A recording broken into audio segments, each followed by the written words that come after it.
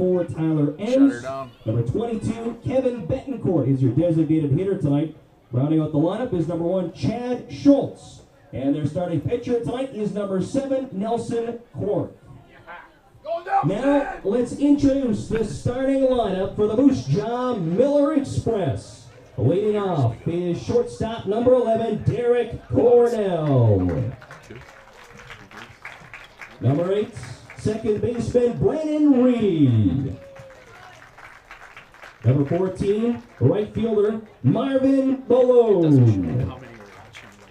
Batting cleanups, number 17, first baseman, Ben Douglas. The designated hitter tonight is number 4, Chris Suarez. Number 7, left fielder, Ty Russell. Number 10, center fielder, Jace McLean. Number 22, Andrew Wilson, the third baseman tonight. And rounding out the order is catcher number 20, Jeremy Stidham. And on the bump tonight, number 37, Grant Westmoreland. Tonight's umpires, Chris Shore, Trevor Drury, and the birthday boy, Elmer Jerkovitz.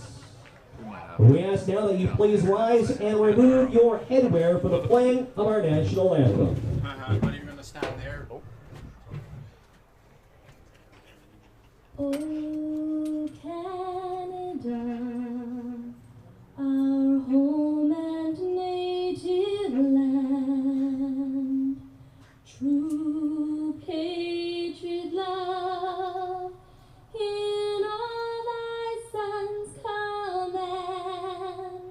With glowing hearts we see thee rise, the true north strong and free. From far and wide, oh Canada, we stand on guard for thee. God keep our land glorious and free. Oh Canada, we stand on guard for thee. Oh Canada, we stand on guard for thee. Fans, if you'll turn your attention to field level, joining Miller's board member Cameron Howe is Moose Jaw North MLA Warren Mitchelson, a proud presenter and fan of the Moose Jaw Miller. Here we go with another edition of Full Line Ag Swift Current Indians Baseball. We got a special treat for you tonight. It's Ryan Schweitzer calling the balls and strikes as per usual, but joining us on the webcast tonight, longtime Swift Current Indians player, Horse, the man they call Horse, Kelly Haraska joining us. It's a pleasure having you up here, Horse. I know that your career with the Swift Current Indians started in the mid-'90s, carried on until 2008, and you've been a friend of the tribe ever since. It's great seeing you here. Well, thanks for having me. It's always a treat to meet up with you at least once or twice a year. It's good. Yeah, you know what? We've had some memories. I've been fortunate enough to broadcast a lot of some great moments of yours on the field, and we've had some fun up in broadcast booths around the league off the field as well. So it's a must-win game for Joe Carnahan and the Swift Current Indians. Must-win certainly applies to this situation as the tribe trying to nail down that playoff spot. Playoffs have been pretty automatic for the Swift Current Indians over the past few years, and this year a bit of a struggle.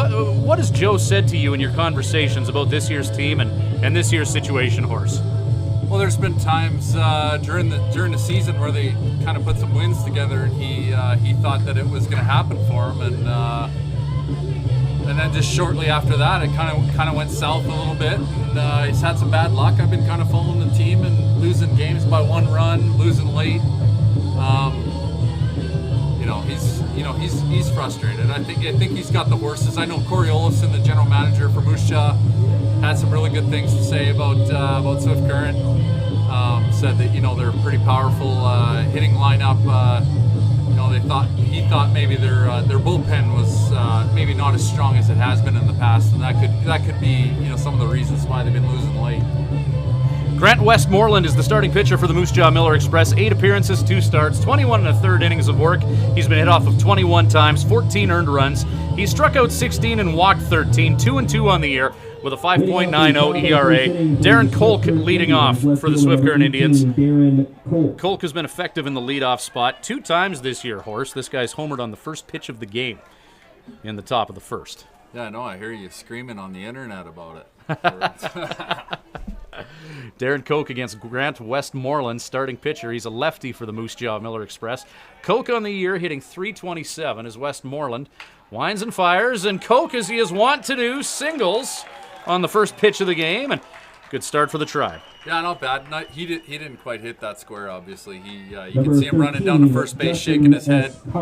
It's probably a pitch that he would. I mean, he got a base hit, but I'm sure that's a ball he would have loved to drive in the gap. He actually had a decent swing, just kind of mishit it a little bit. Justin Esquera at the plate right now, native of San Diego, California. .239 hitter in limited action for the Tribe, as this will be game number 18 for Esquera, as he arrived just prior to that July 15th roster deadline. Westmoreland, he's thrown 1 pitch thus far and surrendered 1 hit. There's his second offering of the game that just misses up. What's it like playing in these must-win games? Easy to get up for, obviously? Yeah, it's kind of hard to even listen to you. The catcher has a white glove on. Who does that anymore, right? Right? Who does that? Behind the plate for the Moose Jaw Miller something. Express. Jeremy Stidham, white glove and all. And Might be grayish white. off-white, Off-white, perhaps. gray, yeah. Mother of pearl. So what was the question again? 2-0 the count. Getting up for a game like this, white glove, brown glove, black glove, it's got to be something that you live to play for in scenarios like this. Everything on the line. In the past, Swift Current's never really been in this situation, so this is kind of interesting to watch. Justin Esquera is going to make Grant Westmoreland throw him a strike. Westmoreland obliges. 2-1 the count with Darren Kolk on at first base. Kolk leads the Swift Current Indians in stolen bases, 14 for 18 on the year. You ever have any 14 stolen base seasons? Back in the day, I think when I was in my 20s, but when I was playing in my mid-30s, no. Strike is called to Esquera. 2-2 the count. The ominous bat of Jose Rojas on deck. Jose hitting .383 coming into this one. Playing short tonight. 1 on and nobody out. 2-2 count. Moose Jaw Miller Express in their home yellows taking on the Tribe in their road blues. The lefty Westmoreland has to deal with Kolk in his peripheral vision. Called the balk right there. It's good stuff. And a balk called on Westmoreland. Explain the balk rule. Break it down. What happened there? I think what happened was, everyone can see it kind of on the video, like Darren kind of flinched like he was going to go. Probably expecting a little bit of a breaking pitch on the even count there, and kind of jumped out, and the pitcher flinched, and you can't do that. It's cheating. No cheating allowed. No cheating allowed. And through that, the Tribe have a runner in scoring position. Good start for the Swift Current Indians, although Esquera will go down swinging. Jose Rojas to the plate, hitting .383 on the year, 5 dingers, 20 ribbies. This is a guy that can dominate ball games. I'm happy that you get to see this kid live. Native of Anaheim. Lefty on lefty matchup here. Rojas against Westmoreland with Kolk in scoring position at second and 1 down. Taylor Steen waits on deck. I know Esquera probably is walking back to the dugout right there, just kind of thinking, man, I wish I would have just hit that to the right side of the field, move Kolk over to third base and kind of set it up for Rojas here. If you're just joining us, Ryan Schweitzer and Kelly Haraska joining us on color commentary. Happy to have the man they call Horse riding shotgun. Hey, you need to give a shout out to the camera girl here, the camera woman. I'll tell you what, I watch a lot of I've watched in the years past watching webcasts, and I'll tell you what, the zoom in and kind of scoreboard and on the pitcher and then to the hitter. It's like professional. Well, we're trying, It's our first year doing this, There's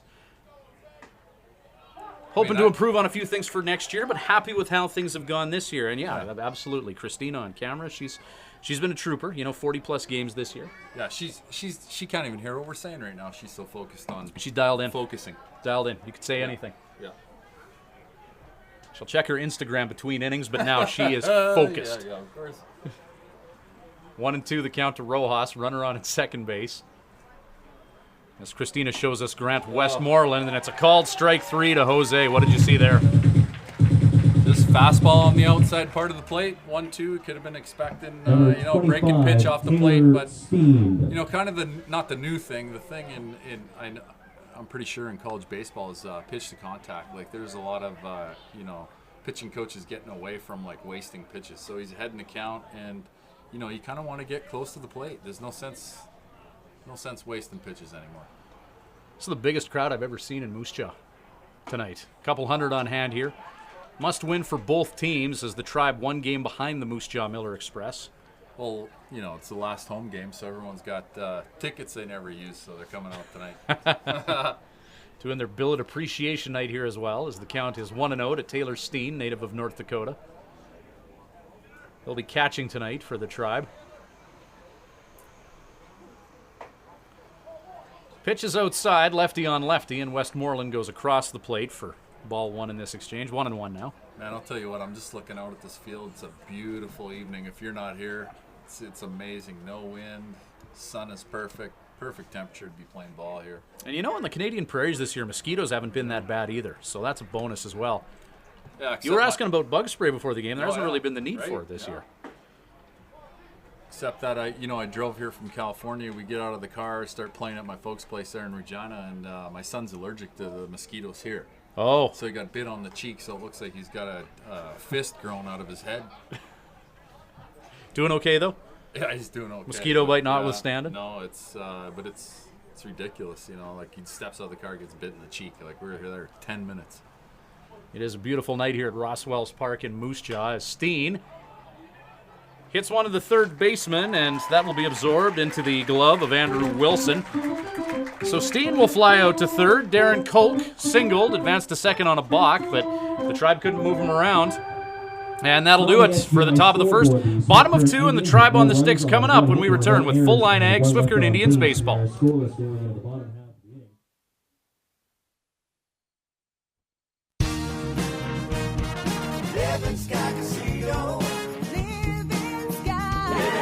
It's summer cruising time, and Living Sky Casino would like to help fill your tank by giving away $1,000 in fuel every Wednesday in July. Swipe your Players Club card daily throughout July for chances to win $1,000 in fuel every Wednesday at 8 p.m. You must be present to win, so take a trip to Living Sky Casino to fill your tank. Live it up. Living Sky Casino. Living Sky. Live it up. The old saying goes, it's not what you know, it's who you know. Well, in this digital age, it's not what you know or who you know, but who knows you. If you're in business and want to be noticed, get in touch with Snowstreaker Media. Websites, social media, video production, creative writing. Trust Snowstreaker to tell your stories in ways that will get everyone's attention. If you're looking for an edge on the competition, make Snowstreaker your secret weapon. Visit snowstreaker.com to learn more.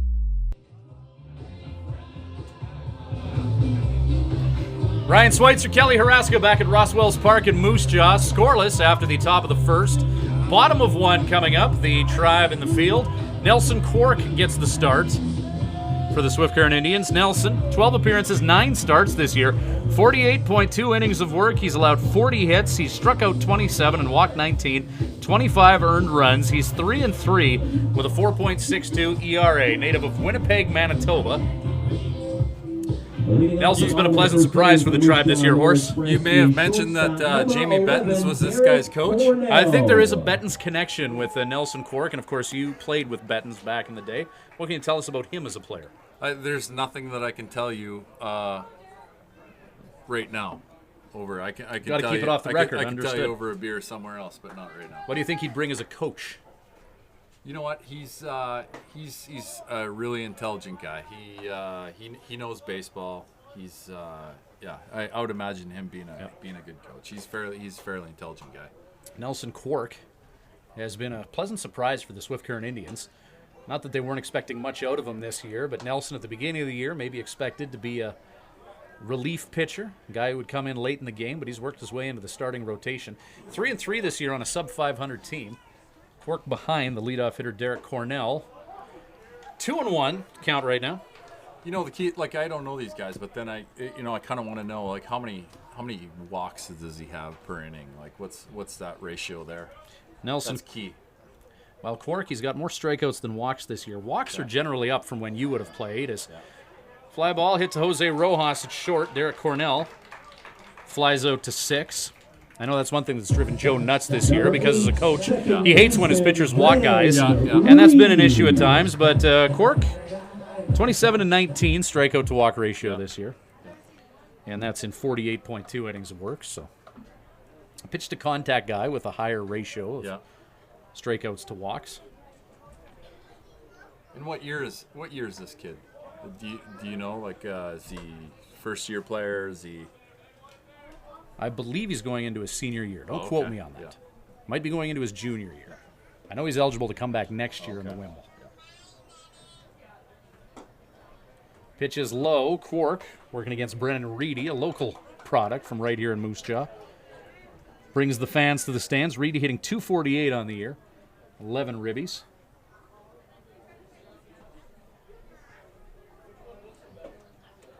Quark 2-1 the count.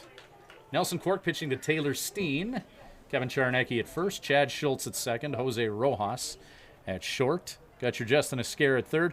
Outfield, Darren Koch in left. Tyler Enns in center. Nate Ackerman in right. Quark fell behind 2-0, but battles back. 2-2 the count with one down. Yeah, he's kind of feeling it here in the last two pitches. Quark pitching to Taylor Steen. Steen, one of those catchers that makes pitchers better. There's a shot by Reedy, hit to shallow right field. Nate Ackerman thought about diving for it and then held off, just opted to keep that ball in front of him. Yeah, and I heard Olsen was talking about Ackerman too there before the game, saying how fast he was and what good arm he has and stuff like that. He was kind of in between there. He's going to take a chance, but if you miss that, it's a possible double. So he did a good job keeping it in front of him. He's a guy that you'd like. 6'3", 215. Muscles in places that some people don't even have places, right. You know? Yeah. Muscles are good. Hits well for average. Leads the team in RBIs. Leads the league in home runs. Also leads the league in strikeouts. Ackerman. Yeah, you know, got a hose in right field, too. We talked about that.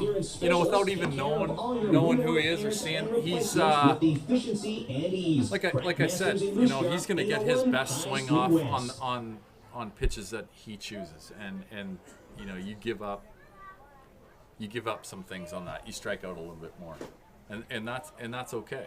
Because, I mean, he's going to take his best swing, say, with loaded bases or guys in scoring position. It may or may not work out all the time, but he gets his best swing. Because if you have loaded bases and you're just out there tapping it, trying not to strike out, it's still a double play or you're out anyway, so it doesn't matter. And when he does make contact, look out. Marvin Malone at the plate. But his average is high, too, though, right? Like Ackerman, hitting, well, let's have a look. 344 coming into this game. Yeah, right. 6 home runs, 24 RBI, second on the team in RBI behind Kolk. So Marvin Malone, MVP type year for these Mills. 355 average, 4 home runs, 31 RBI, leading the team in both those stats.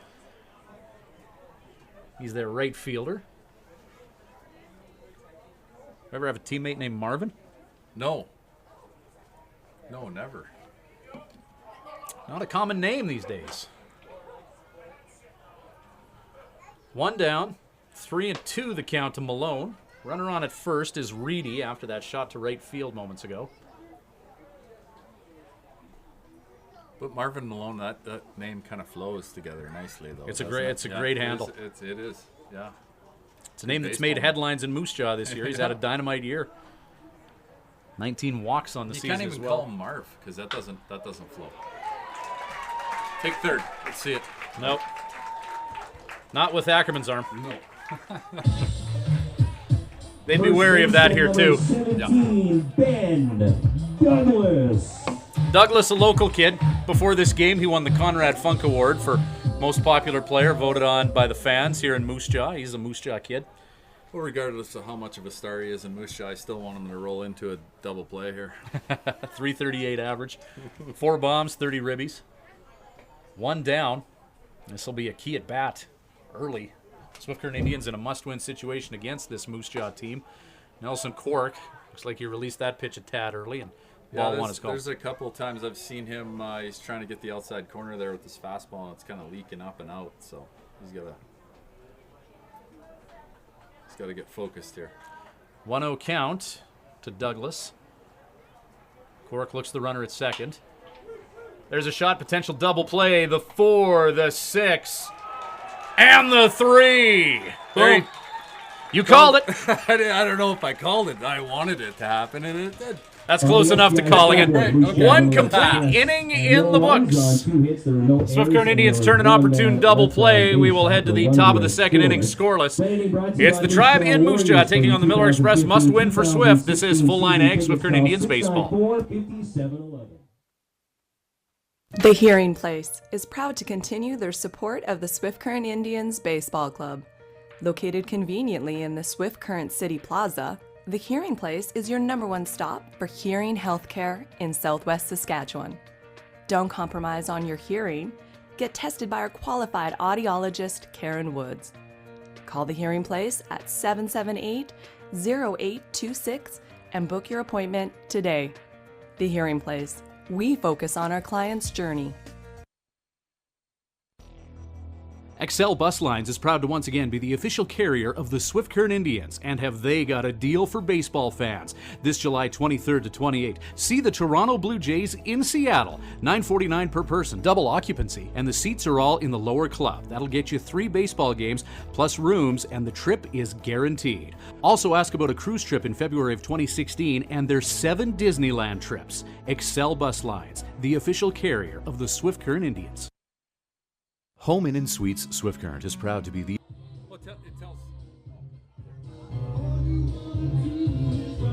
We're back with Full Line Ag, Swift Current Indians baseball. Ackerman, Charnecki, ends due up for the Tribe. Talking about Ackerman last inning, here's your chance to see him in person. Native of British Columbia. Yeah, he looks like a solid dude out there. 6'3", 215.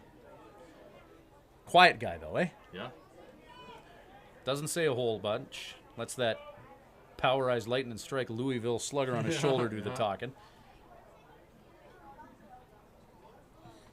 Real humble kid, actually, in the times I've talked to him. Yeah. Like, seems like a nice guy. No, that's good. I mean, if you're that talented and you're that good, that's how you should carry yourself. And, it's probably has something to do with his parents.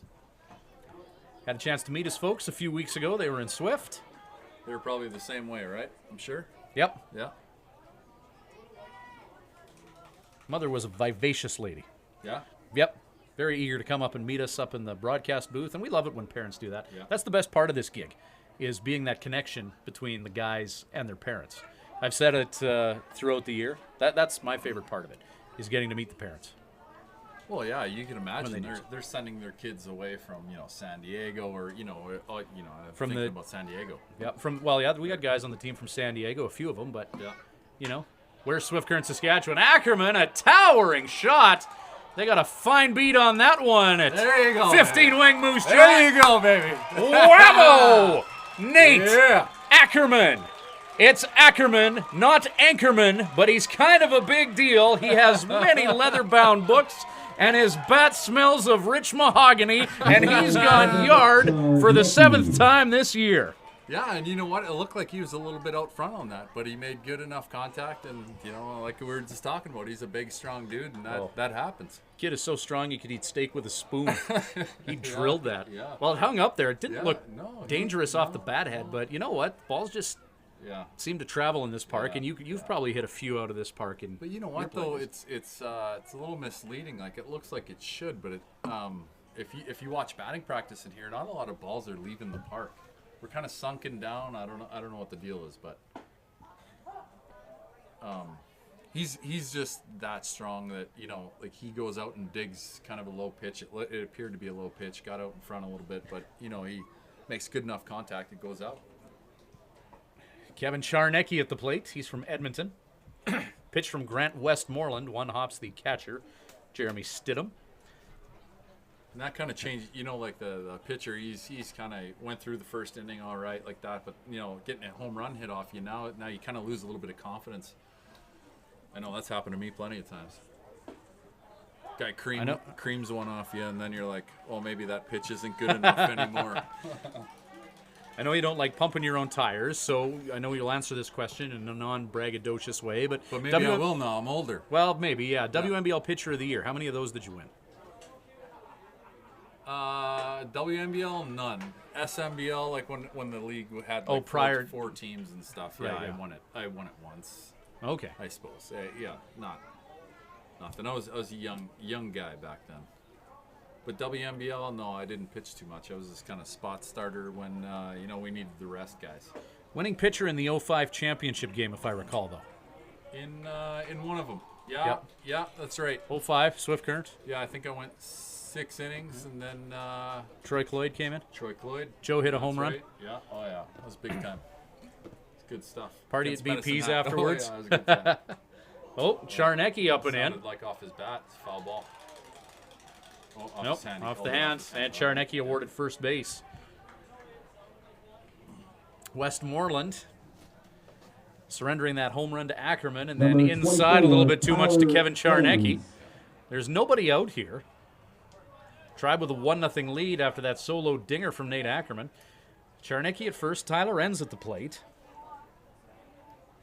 Can this kid run at first base? You know, he's deceptive. He doesn't look like he can, but 6 for 8 stealing bases this year. Well, he's found opportune to get his attention. Well, he's found opportune moments to steal. Yeah. If you lined up everyone on this team and had a running race, I don't know if Charnecki would be in the top 5, but I think he's stolen enough bases that the pitcher's aware that he will steal, so it gives him another thing to think about just after giving up a home run. So this is all good.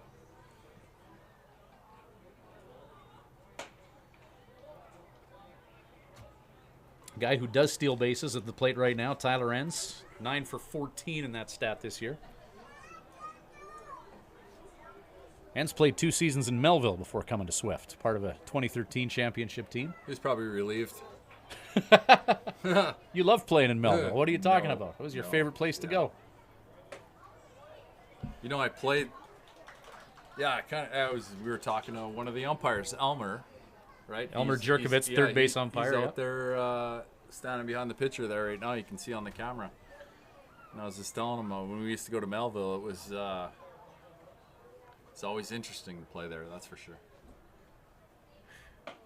It's not quite the adventure that it used to be, but anything can happen at Perry Field. It used to be something else. I'll tell you what. Well, you got to elaborate. You got to elaborate on that. You tell the story better than I do. No. Whatever. I got kicked out a couple times. How can't you? I recall Snow Angels on the field once. Yeah. Pitch to Tyler Enns, and he is going to be walked in 5. I was more scared of what Harvey was going to say to me when I got booted from games. Number 22, Kevin Betancourt. He's our Molson beer rider tonight. If Kevin gets out, it's 2 beers for $8 in the Park Hotel. Scenarios like that, what would Harv say to you back in the day, though? Because I know Harv, in the later years when I started broadcasting the games, he gave you and Joe quite a lot of rope. He did. You know what he is? He's diplomatic about things that he tries to get across. He's always trying to talk us down. You know, if we're fired up, he's always... Kevin Betancourt drops a bunt, and... a bit of an adventure to get him at first, but the bunt does the job, advancing runners to second and third. Only 1 down now. Tribe have 1 this inning, a few more in scoring position, you were saying? That was an out by our viewer batters. He would try to talk us down. In the park. Joe and I were fired up about something. He'd always just talk to us, almost like we were his sons. Number 1, Chad. But you can see the fire burning in him, like he just wanted to slap us sometimes. But he was just that way, and it was. I think it was an effective way of managing personalities on a team like that, right? Chad Schultz, number 9 hitter in the Tribe batting order, hitting .295 on the year. 2 in scoring position for Chad. It's a must-win game for the Swift Current Indians. Let's break down the mathematics of this game. If the Swift Current Indians lose this one, playoff hopes are dashed. If they win this one,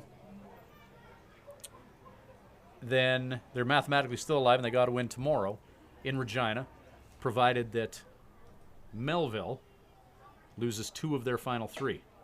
Then they're in. Make sense?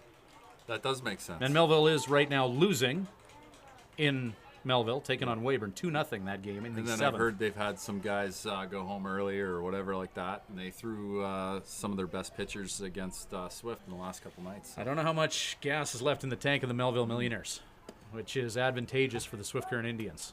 So this game but tonight, as of right now, they have to take care of this 2 guys in scoring position, and something has to come of this. This is a big moment. If you want to make the playoffs, something has to happen. Yep. Chad Schultz at the plate, 1 down, 2 in scoring position. We've had some fun reminiscing of days gone by, but let's not shortchange the gravity of this situation. Schultz, Great play. ground ball, up the middle. 1 will score. 2 are going to score. Tyler Enns has got mobility. Schultz is going to scamper to second base. No one's covering. Heads up base running by Chad Schultz. 2 score. 3-0 Tribe. At first, I thought he was running to second base because I thought maybe the guy threw it in or something, but no, there's no one covering. Yeah, that's good heads up base running. Yeah, it was awesome. And when you're ahead, that's kind of the key. He did a great job hitting that ball up the middle because Moose Jaw was giving that up the middle. You can see they're playing back. And when you're winning in these situations, you can't hold back. You've got to be aggressive when you can. Top of the 7th inning in Melville, the Weyburn Beavers lead the Melville Millionaires 2-0. Everything's coming up Tribe right now. There's still a lot left in this important night of baseball. The second last night of regular season play in the league. Playoffs begin on Sunday. The Swift Current Indians would love to be part of that scenario. We got 1 out, right? 1 down. 1 down. 2 came in to score after that single. And the top of the order now for the Swift Current Indians, Darren Kolk will ground out to second, but another run will come in to score. And 4 Nugget Tribe. See, I'm not quite clear on what Moose Jaw's position is, but even they just scored and they're down by 2. They have their first baseman playing back and their middle infield back. So I guess they're okay to just give up runs right now. They have confidence in their later innings, or I'm not quite sure what their plan is. Moose Jaw is an offensive team. They do have some guys that can hit the ball. There is a bit of a philosophy that it is only the second inning, so if you're, they haven't scored yet. If they're not going to score 3 or 4, they probably wouldn't win anyway. Maybe that's what they're thinking. And I'm just being, truthful. That's the thing. You don't want to be cutting off runs too early. Pitch gets away from the catcher, and in to score is Chad Schultz. 5-0 Tribe. And that run scores because of his aggressiveness going to second base on the no cover there on his base hit up the middle. Moose Jaw Miller Express coach Michael Hunt will make his way out of the dugout to talk to his pitcher. Swift Current Indians, they had that Nate Ackerman home run, but they haven't hit a lot of balls hard off this kid right now. What do you think this mound visit's all about? Well, just he's bounced a couple in there. He's walked somebody. Let's go back to the Ackerman home run, right? He was flowing in the first inning. Everything was looking good. Ackerman hits a home run, and then all of a sudden, he's a walk and gives up a hit, and now he's bouncing him in the plate. So I don't know if it's a confidence thing. He's thinking about like I said, I've been a pitcher, and sometimes when you get hit, you start thinking, is this pitch good enough? And then you let off it, or you try to overthrow it, and then then it becomes a mental game. You can beat yourself sometimes. Talking about Nelson Quark, the pitcher for the Swift Current Indians, in his last 2 starts, most recently against the Yorkton Cardinals, gave the Tribe 7 innings, allowed 1 earned run, and only 4 hits. And then before that, in Okotoks, he went 6 innings for the Tribe, allowing only 3 hits, no earned runs. So Nelson Quark is playing his best baseball of the season right now, as Justin Esquera will walk. Number 11, Jose Rojas. So the Tribe giving some run support to a pitcher that's playing his best ball of the season right now. And for Joe Carnahan's team, couldn't have drew this one up any better. No, and it's good to score early because then they can be more aggressive on the base pass. You'll see, even if this game ever got out of hand, I'm not saying it's going to, they will continue to try to score runs. They can't take any chances to not score runs when they get a chance. Like they just have to be aggressive. They have to do exactly what they're doing right now. Manufacturing runs, hitting the ball up the middle. Moose Jaw's giving up the, they're giving up the middle with guys on second and third, and they have to capitalize. Rojas fouls that towards the parking lot.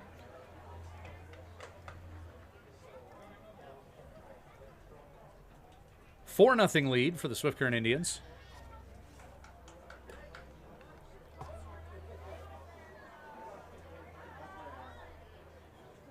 Rojas with a runner on at first. Grant Westmoreland outside on that 0-2. You can see they've extended this pitcher a little bit, and his stuff isn't as sharp as it was in the first inning. We're only in the second inning. Like that was kind of, that slider was a little bit, it wasn't very sharp, kind of telegraphed it. Justin Esquerra on at first base after walking. Rojas slaps that foul towards the Peacock Learning Garden.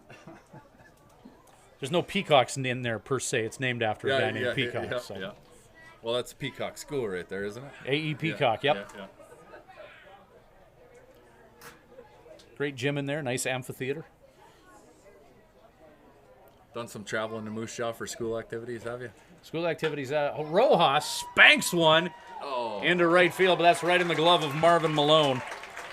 And that'll do it for the Swift Current Indians. But the Tribe touch up the Moose Jaw Miller Express to the tune of 4. 4-0. Bottom of 2 coming up.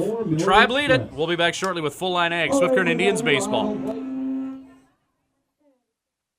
Home Inn & Suites Swift Current is proud to be the official host hotel for the Swift Current Indians Ball Club. Home Inn & Suites Swift Current offers great amenities such as modern rooms, a continental breakfast, fitness center, water slide, and meeting rooms, all at a great low price. Home Inn & Suites is part of the growing home hotel brand.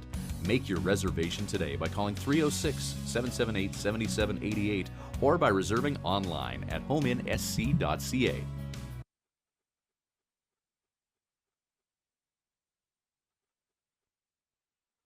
Many of us take our ability to communicate for granted, yet the ability to hear and be heard is much more vital to our everyday lives than we realize. If you or someone you know is struggling, please call The Hearing Place at 778-0826 and book your appointment with our clinical audiologist, Karen Woods. The Hearing Place. We focus on our client's journey.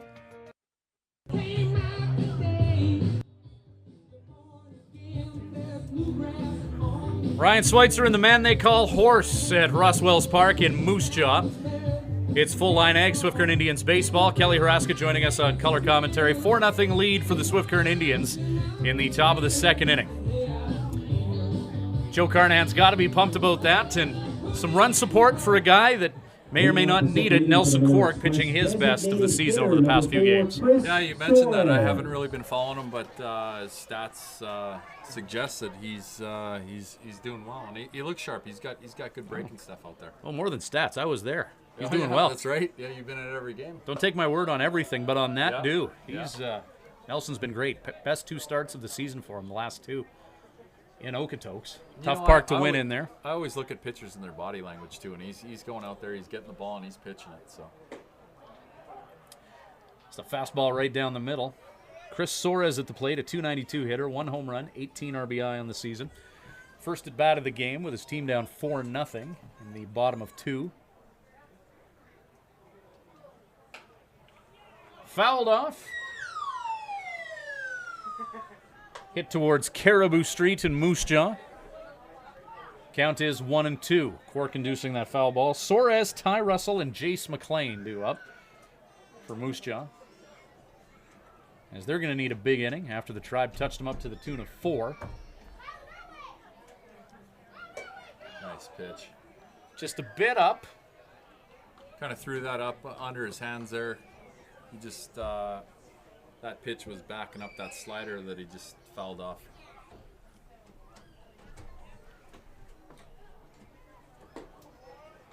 Cork tries to work that outside corner with a fastball. 3-2 now.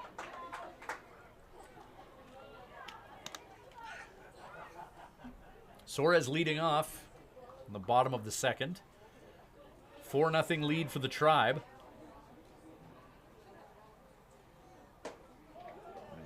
Ball 4, and Suarez will walk. First walk of the game issued by Nelson Cork. Ty Russell to the plate, a .248 hitter with 2 home runs and 15 RBI. That was a good at bat, not exactly what Swift Current wanted. Come out and score 4 runs and then walk the leadoff guy. Not exactly what you want, but shortstop is it Rojas? Jose, comes yeah. out. Yeah, Jose comes out, gives him a little chit chat, talking. If he gets a ground ball back to him, he'll be there, and let's get a ground ball here. Just pumping him up a little bit. Jose's quite a presence out there. Shortstop, always doing what he can to liven up his teammates in scenarios like that. Exciting player to watch when he gets on base. Finds ways to get into the head of opposition pitchers. Yeah. And I'll tell you what, as a pitcher, I used to hate that. It just The drives fleas me on the nuts. base pads? Yeah, I'm not smart enough to think about 3 things at one time. That's exactly what they are, fleas. 1-0, runner on at first. Sun setting in the west, which puts the sun right in the eyes of Kevin Charnecki at first. And Taylor Steen is going to have a quick powwow with Cork after that 2-0 pitch. I'll tell you what, this isn't an excuse, but this time of night you can see the shadows on the field. I've pitched here enough. He'll be standing in there looking in, and he'll come out and his face will get in the sun and in and out of the sun. It's been like that for years. I remember pitching here and just going, man, I wish that would go away. It's right in his face. Yeah, this time of night would be tough. Next 20 minutes or half hour, that's one more thing to contend with. He's not missing by much, like that last pitch right there. Didn't look too bad. 3-0 is the count to Russell, left fielder. He'll make Cork throw him a strike. Cork obliges. 3-1. Runner on at first, nobody out. 4-0 lead for the Swift Current Indians, bottom of 2.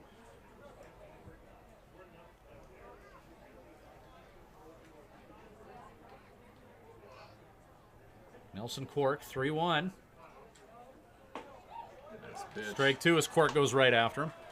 You can expect this base runner at first base maybe to be in, well, maybe not in motion. I guess they're down by 4. Should have thought before I spoke there. Chris Suarez, 1-for-1 stealing bases this year. Don't know if that's his bag. That's hit into the backstop. Count stays 3-2. But regardless of running speed, sometimes you just kind of like 3-2, say 1 out. You send the guy. I mean, it's a live pitch. Something's happening on the pitch, right?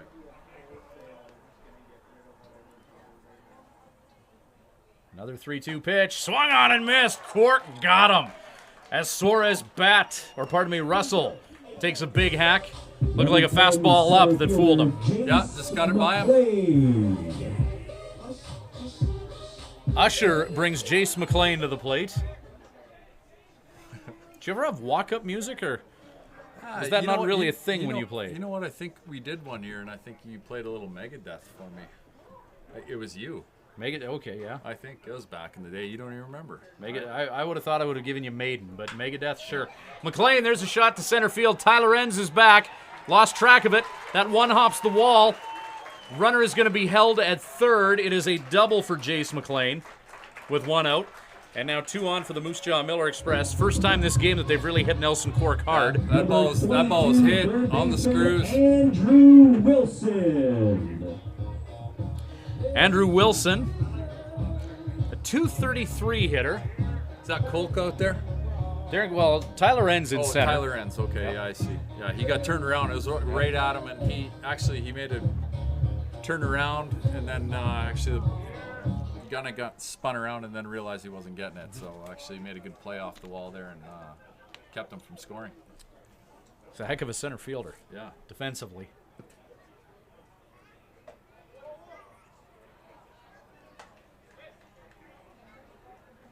One thing I like about the park here in Moose Jaw from our vantage point is we're elevated up a little bit higher than you are in most parks. So you really appreciate a good outfielder because you know, in Swift Current, you're low, and a lot of other parks you are. You see the guys running right to left, but you really get more of a 3D feel for a baseball game up here. Yeah, I've always liked watching games here. It's fun. It's like putting them in a fishbowl, right? Yeah, that's what it is. The venerable Ross Wells Park. And it's a really excellent venue to play on as well. It's pretty neat to be down there on the field. Field looks great. Looks like it's in great shape. Yeah, they've done a great job. It's the best it's looked in years, actually. I've Taking nothing away from previous years. Yeah. Talked to Corey Olofsson before the game, and I told him, I said, yeah, the field looks good. And, they made a commitment to fixing it up and stuff like that. And he was joking that we used to play prairie ball here. We just knock it down and throw them out. Like, basically what he meant was you don't know what kind of hop you're getting. It was pretty rough out there. I mean, they play a lot of baseball games on here, but they've taken care of it. Moments ago, a stray slider got away from Nelson Quark. There's a ball that is belted towards the intersection of Caribou and Third here in Moose Jaw.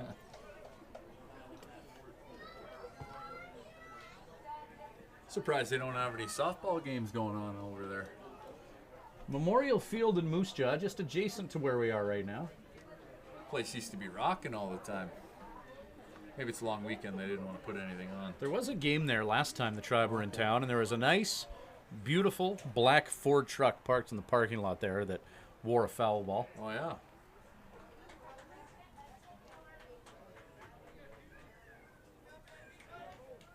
Two and two is the count to Wilson. Runners on second and third. There's another one for downtown Moose Jaw. Fouled towards Crescent Park.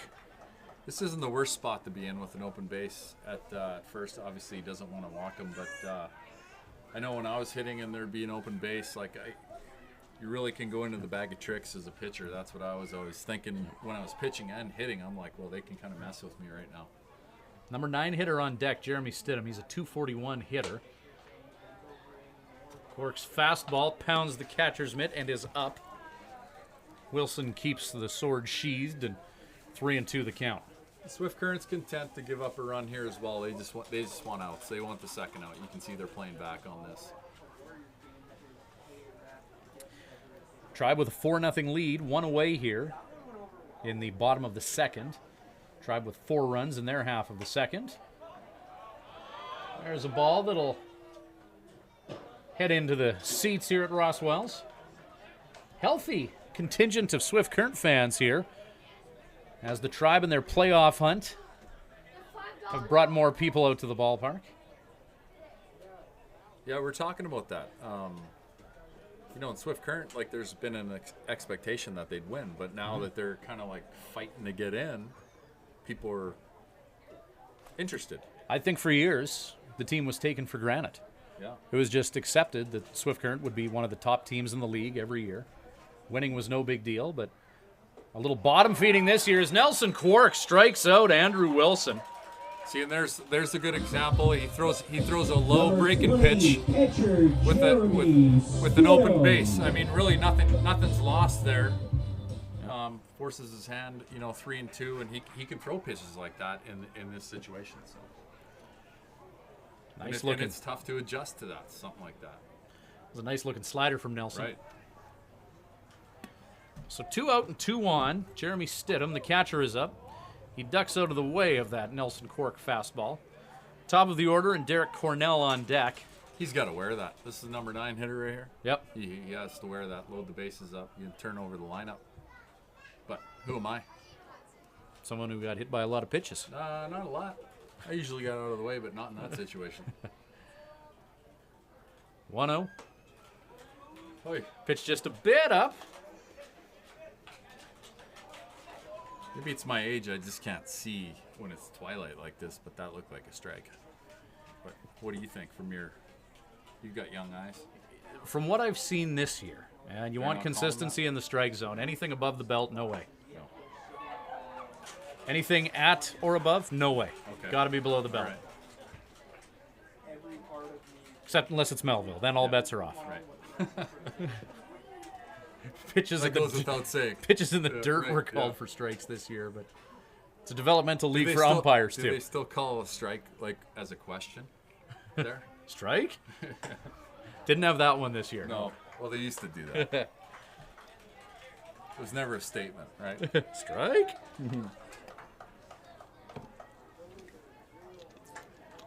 3-1 the count to Stidham. See, I'd go fastball after this guy. He swung through one. He was kind of behind on it. Nelson Cork agrees with you. Foul ball. And he jammed him. He got it in on him, and he just basically fisted that. So Sent towards the Moose Jaw bullpen, where there's no action at the moment. if Cork can duplicate the last pitch that he struck that last guy out on, I think he's in good shape here.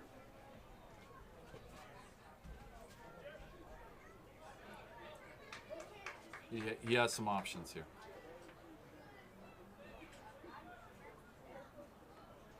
The Weyburn Beavers poised to defeat the Melville Millionaires 5-0 in Melville, game number 1 of a doubleheader. So good news for the Tribe, good news for Moose Jaw as well, for that matter. Swift in the driver's seat now, 3-2 the count. Nelson Cork working against Jeremy Stidham. 4-0 lead for the Swift Current Indians. Cork creeping up on 50 pitches here in the second inning.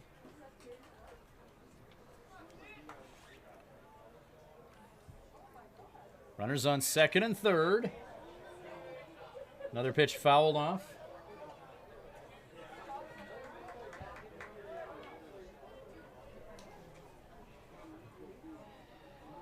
Count stays 3-2. Top of the order, due up. I think he wants to get him with the fastball because I think if he goes breaking pitch, he might slow it down for him. So speed up his bat. But it's a strike anyway. Called strike 3. Cork goes back to that slider with a 3-2 count, and the Moose Jaw Miller Express strand 2. 2 complete innings in the books. 4-0. The Swift Current Indians lead it. We'll be back shortly with more Full Line Ag Swift Current Indians baseball. Your story.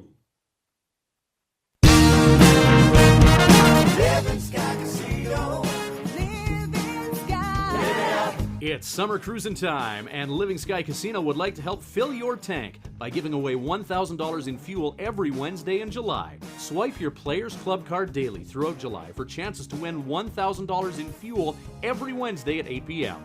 You must be present to win, so take a trip to Living Sky Casino to fill your tank. Live it up.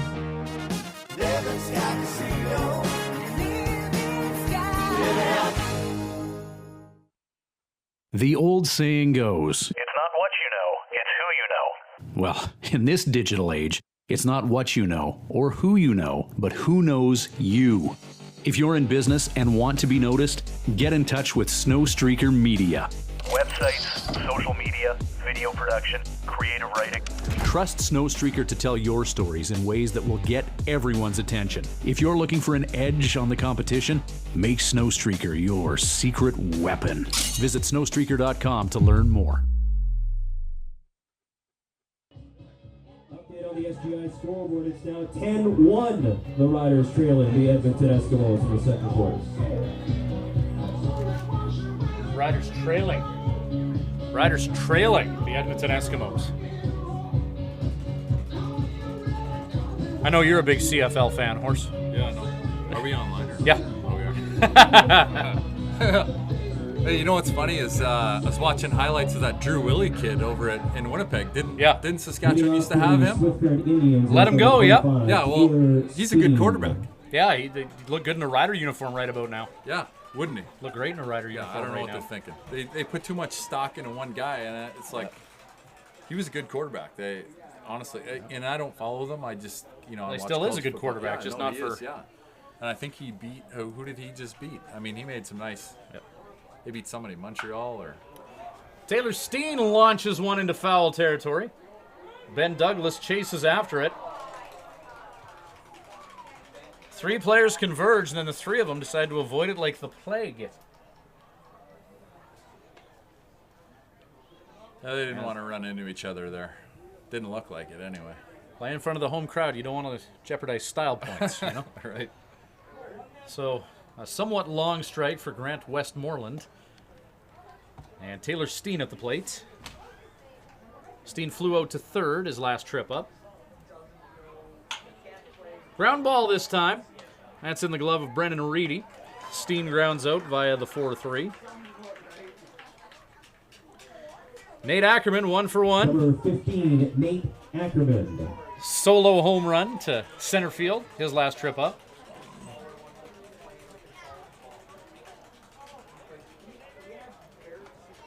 So if you were pitching right now, what would you do? If I were pitching right now, that pitch that Ackerman hit the home run off of, I wouldn't pitch that again. That was a fastball. Well, I'd go after him. Yeah? My best stuff against your best stuff. Go after him with the fastball. I'd throw strikes.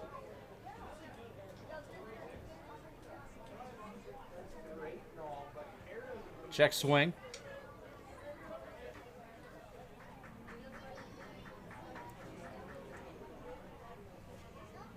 What would you do? I'm not the former pitcher of the year. What would you do? Yeah, I don't know. Like, you know, Ackerman's a good hitter. I mean, you can't come out here throwing breaking pitches because he'd be expecting something like that, but then there's one right there. But he started him off with a fastball. Not quite sure what that second pitch was, but it might have been a hard slider or something. But certainly he's not going to be over the plate as much, I don't think. Ackerman does have the propensity to swing at stuff outside the zone. 2-1 the count. Just catches the inside portion of the plate. And then it can work against, like, you know, then I'm thinking, like, baseball's just like that. You do the what ifs, and if I do this, what happens? Another thing you can do is throw him a fastball, because Ackerman would be thinking, there's no way he's going to throw me a fastball, right? So. 2-2 breaking pitch, and that'll sit Nate down as he was in front of it.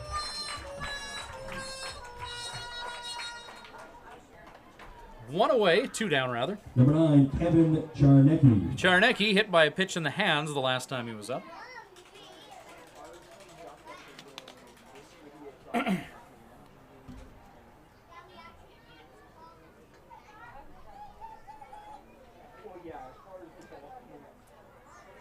Native of Edmonton does his usual pre-bat ritual. Yeah. Getting the left side of the batter's box just right. He's got to clean the kitchen. That's, you know, that's what you do, right? He's got to feel comfortable. I don't know how many times I've stepped in that batter's box and there's a pebble underneath my shoe, and it just doesn't. I mean, the whole at bat's ruined. Throws everything off. Oh, it's terrible. Just even the way the dirt looks. That's, you know, that's something that he does. Yep. And you've seen enough of these guys to know what they do, right? Yep. Nomar Garciaparra, if you ever seen him, like, you know, he plays. Oh, with there's his 20 gloves. steps to that. Right. Plays with his gloves, gives props to the man above. It's a comfort thing. I don't know what it is. Like, you can stand in there, and I mean, honestly, you can feel a pebble under your shoe, like I said, and then you got to call time because it just doesn't feel right. Well, pre-at-bat rituals as well. If you do the same thing the same way every time, it helps players prepare. Yep. Nick Swisher, another one. Always looks up to right field before every at-bat. Nomar, you mentioned that one. And never mind what hockey players do before they go out onto the rink, right? Universal in all types of sports. To taping their stick some way, or Charnecki on base percentage of 1,000 in this one as he draws a walk. Stray breaking ball got away from Grant Westmoreland. 2 down, 1 on. Top of the third inning, 4-0 lead for the Swift Current Indians here on Full Line Ag Swift Current Indians baseball. Ryan Schweitzer and Kelly Haraska. on average, the team looks bigger this year. I haven't seen them live, but they look, kind of more physical. Am I correct in that observation? No, I would say, Yeah.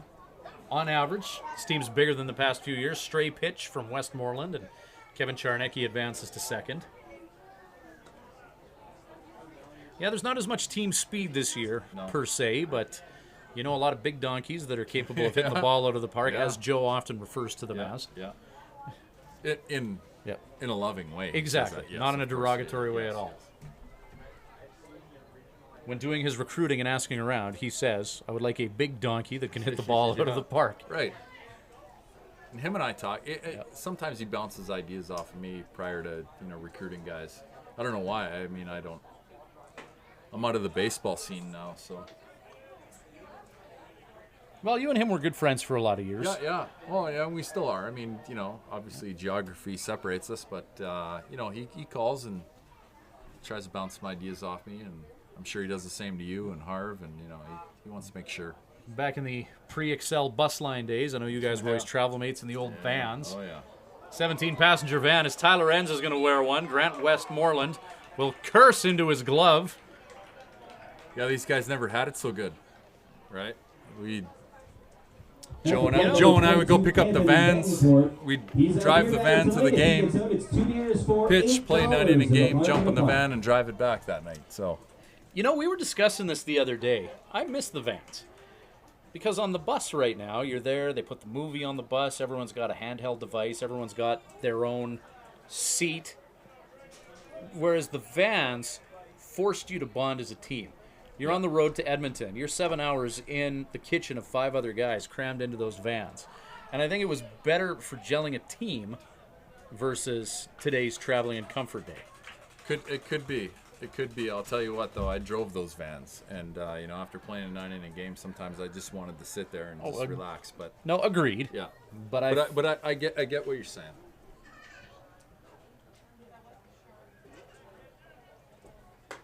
Because what's interesting about riding in a bus? It doesn't matter. Like I went with my daughter to some school activity in a bus, and it's interesting to see how people in groups separate themselves on buses. All the kids that think they're cool, they go sit in the back, and then in the middle, it's kind of like they're in between, and then all the kids that like to read books sit in the front, and it's the same with baseball teams. And if you pay attention to who sits where on the bus, that's just how it goes.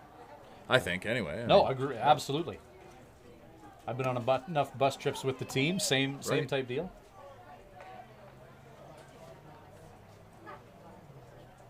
I guess if you're the guy driving the van, it wouldn't have been as pleasant an experience. Well, I got to choose the music, so. Kevin Betancourt draws a walk. Last 3 hitters have been a walk, a hit batsman, and a walk to load the bases. And now Chad Schultz, Stoppage and play brought to you by who hammered in 2 runs the last time he was up, is at the plate. Miller Express. And Michael Hunt makes his way out of the Miller Express dugout. I think Schultz should have a good game here. I think he should. Schultz was used sparingly in the latter half of the season. He was an everyday player until Joe finished up with his recruiting, and then was given the opportunity to play his way back into the lineup. Yeah. And he's forced Joe to keep him there. Number 1, Chad Schultz.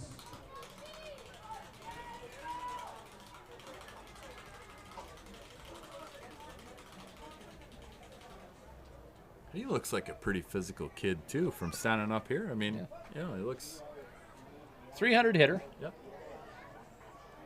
Hit his first career home run a few games ago against the Yorkton Cardinals.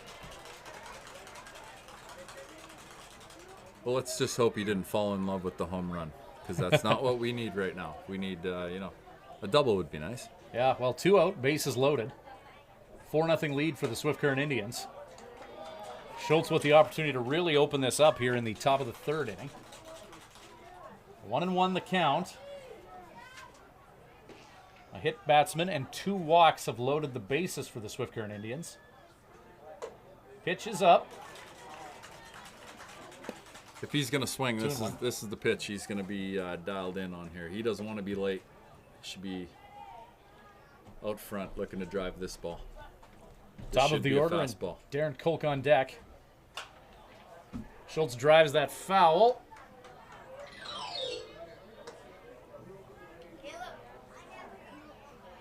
So he got the fat. So here's what I would tell all young hitters: like you're in an obvious fastball situation, and he was a little bit behind on the fastball. And there's like, I'm not saying it's a bad thing, but it happens. But that should never happen.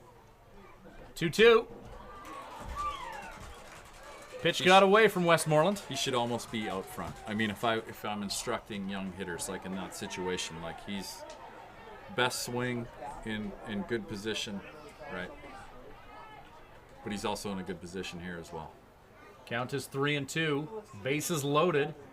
4-0 lead for the Swift Current Indians in another must-win game. How about the late season surge from the Swift Current Indians?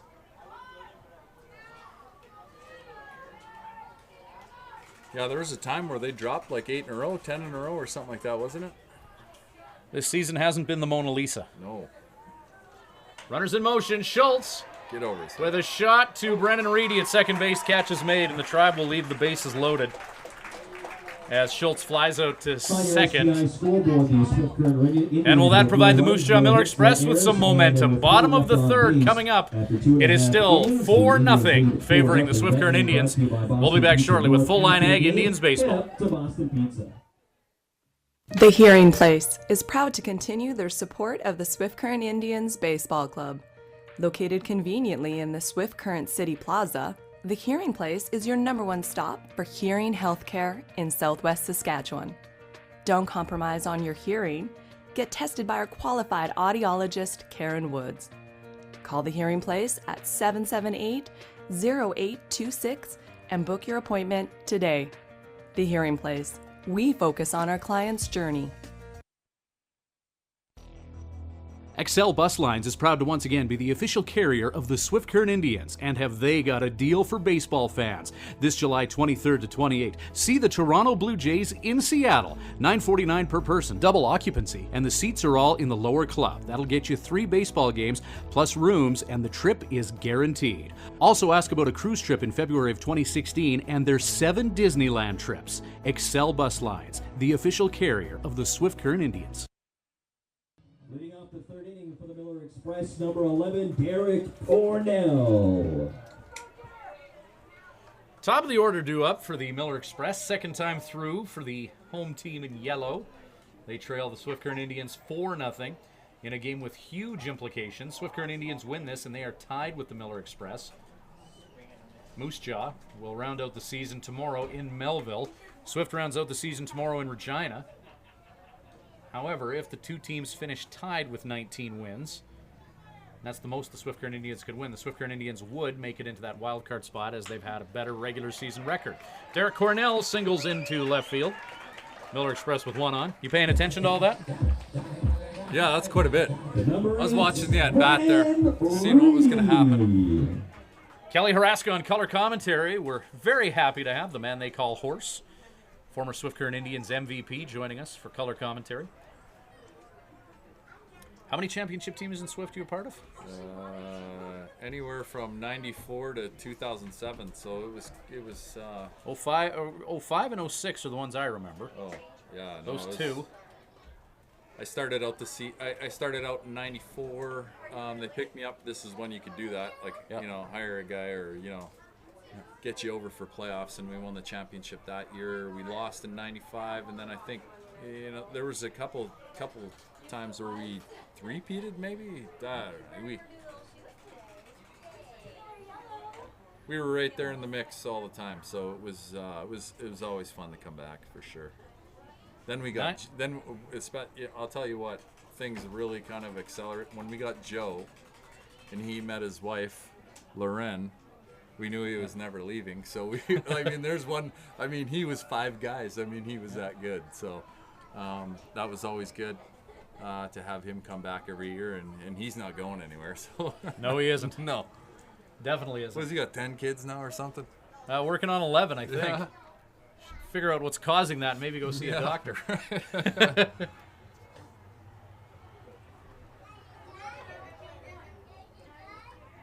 Now, Joe, you see his kids at the game all the time. AJ, Cameron, and Gracie. Those 3 are full of life. Monsters. In a good way, right? Absolutely. Yeah, of course.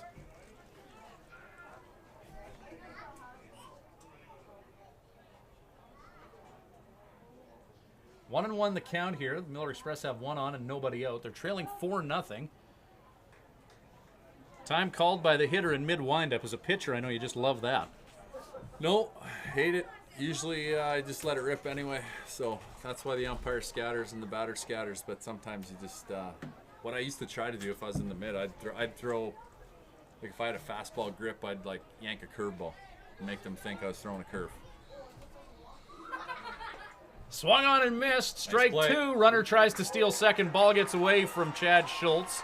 And Cornell will scamper to third.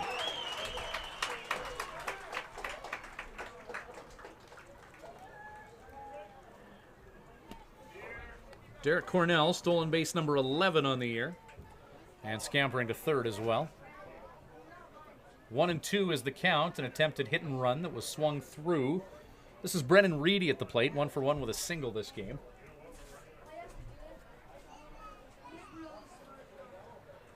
Swung on and missed. Strike 3 as Reedy goes down swinging. This is a guy that Moose Jaw wants up in this situation with a runner on at third base, Marvin Malone. Number 14. That was a great play by Steen right there. Keep that ball in front of him. Steen keeps everything in front of him. Yeah, that was a great play. That pitch was way off, and he got around it. That's what we call it. Like when we're talking to young catchers and stuff, he got his body pointed out. He wanted to direct the ball back out into the middle instead of angling it, so the ball gets away. But he did a great job there, keeping it in the middle. Nelson Quark to Marvin Malone. First pitch is up and out. But he knows that, right? Yeah. What's that? Steen knows that. He knows how to direct the ball back in the middle of the diamond there. He's a sound catcher. Yeah. Swung on and missed. Strike 2 as Malone goes after something inside. Steen behind the... And he's so good at what he does. He doesn't have that catcher's body per se. Yeah. A lot of guys behind the plate, to be polite, will say they have a very low center of gravity. Yeah. Whereas Steen, 6'3", a lanky 210, around that. Yeah, he looks pretty athletic, kind of cat-like back there. But yeah, just able to move that tall, lanky frame behind pitches and keep it in front of him. Tell you what, man, I have a lot of respect for those guys. I remember the last alumni game that we had. I thought I was going to catch, and Joe was pitching. Well, Joe threw one pitch, and I knew. I was like, nope, this is why I didn't catch. I hated it. It's scary. Well hit ball by Marvin Malone. Hit back.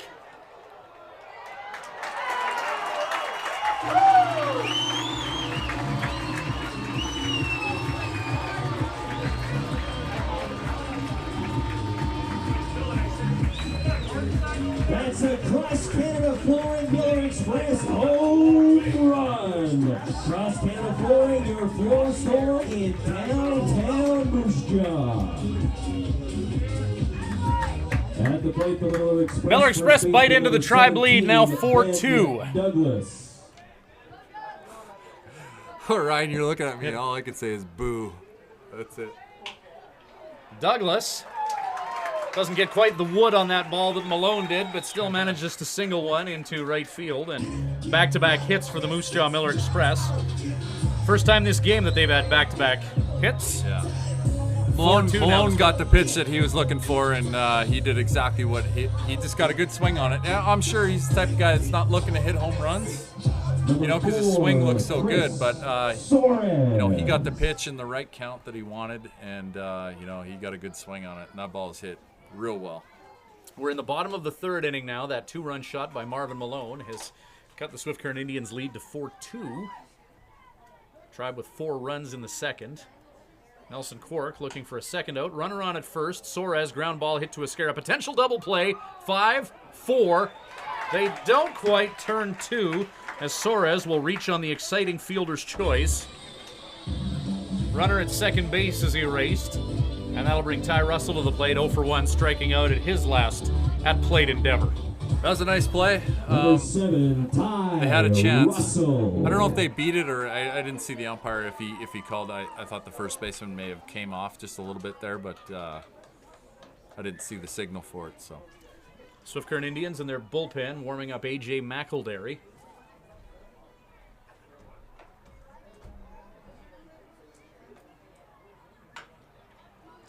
McElderry. Is it McElderry? McElderry, yep. McElderry. McElderry just wrapped up his senior year in college. Post-baseball career options for him include starring in shampoo commercials or posing on the cover of romance novels. Yeah, man, this guy's walking around the park with his hat off, just like, look at my hair. But hey, but in a good way. He's got nice hair. Great flow. And he should walk around and work on his tan. 5-star flow. Yeah, looks good. Got some good pitches too. I was actually trying to yell at Joe. I go, please, if this guy ever wanted to be number 19, give it to him. Hasn't been a number 19 since you left. No. 2, 19, and 20 are forever behind display cases. Joe's still wearing his 51. That's right. Yeah. That's what I've always said, though. The Swift Current Indians, Mount Rushmore, Harv, Connie, Conrad Funk, you and Joe. As Quark gets Ty Russell swinging for the second time tonight. Moose Jaw Miller Express are going to strand one, but they scored 2 in their half of the third. We'll see how the Swift Current Indians respond in the top of the fourth. The Tribe have a 4-2 lead, and we'll be back shortly with Full Line Ag Indians baseball. Home Inn Suites Swift Current is proud to be the official host hotel for the Swift Current Indians Ball Club. Home Inn Suites Swift Current offers great amenities such as modern rooms, a continental breakfast, fitness center, water slide, and meeting rooms, all at a great low price. Home Inn Suites is part of the growing home hotel brand. Make your reservation today by calling 306-778-7788 or by reserving online at homeinnsc.ca.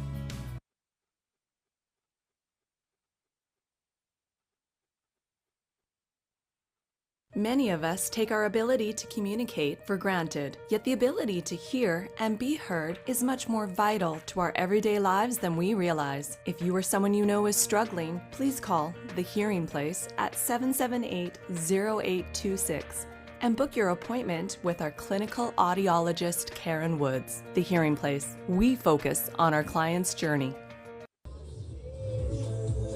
Update on your SGI scoreboard. At the half, the Riders trailing Edmonton 10-4. At the plate is number 18, Darren Cole. See, I don't like that when PA announcers do that, when they announce the football score. Because in a day and age of TiVo and PVR and everything, people here probably want to go home and watch the game, oblivious of what the score was. I think if you're a PA announcer, don't be a hero. Just focus on the game. I think if you're taping a football game to be at a baseball game, maybe you got your priorities wrong or something. I mean, I don't know. I don't know. In this day and age of digital technology, everyone's got a device. If you want to know the score, it's a search query away. It's true. You know what? Yep. You know what I actually do? I work at a high school in Bakersfield, and I'm the public address announcer for football games. Are you really? I am. Coke, as in Darren. Leadoff hitter spanks one to right field. So I was going to tell you, when I first started doing it, we were doing Number trivia. 13, Justin S. And it never Farah. dawned on me right away that trivia is you can't do trivia anymore, like public address announcing. No. Hey, if you can answer this question, come on up. We'll get you a free, steak sandwich over there at the snack shack or This whatever. pitching change brought to you by Tim Hortons. I did a question like, what was the capital of Saskatchewan, Canada? And 10 seconds later, Regina. Regina.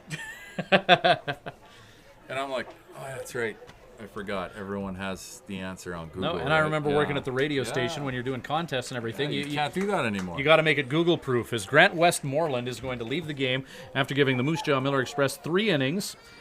He allowed 4 hits, 4 runs, all of them earned. He walked 4 and struck out 3, facing 19 Swift Current Indians hitters. Brandon Acosta comes on in relief for the Miller Express. Tribe have seen him twice this year.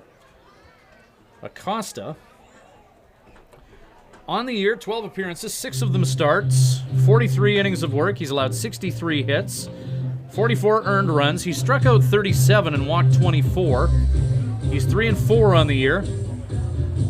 17 doubles he's allowed, and an ERA of 9.20. But he's pitched well against the Swift Current Indians. Third time they've seen him, and he's diced them up from time to time. And you know what? Sometimes when you get late in the season, stats can be misleading. Anytime you're fighting to get into playoffs, or you're in playoffs, for example, guys need to step up. And I mean, this could be his day. I mean, you just don't know. I mean, I think of all the teams I've ever played on. My number one message ever going into playoffs was, Joe Carnahan, Conrad Funk, they're going to do their thing. Which one of you is going to do something, is going to step outside of what's normal? Yep. And J.D. Heredia gave that to the Swift Current Indians last night against Melville.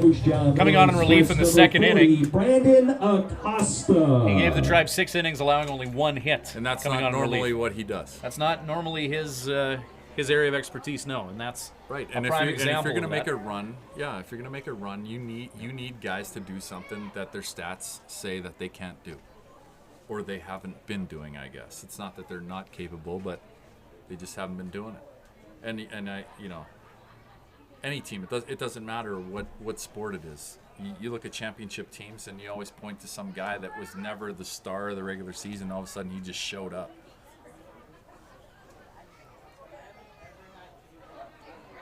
Justin Esquera to the plate. 1 on, none out. Top of the 4th inning. 4-2, the Swift Current Indians lead it. Brandon Acosta, right-handed pitcher, induces a fly ball by Esquera. Marvin Malone makes the catch in right field. 1 down. Like, this team better than me. So you've got Colt, Ackerman, Number Rojas. 11, Those guys are going to do their thing, regardless of what's going to happen, right? Yep. So then you go to other guys on the team, and you talked about that pitcher last night. Yep.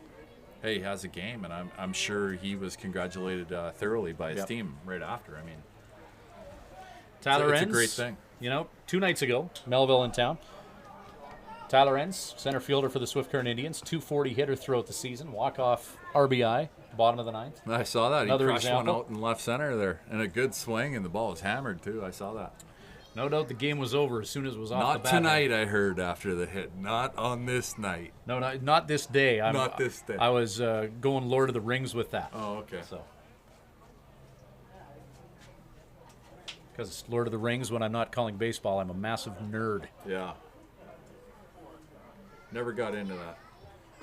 Good movies. I've heard Yeah, the books see, are well, but I don't have time to read them. I So. disagree.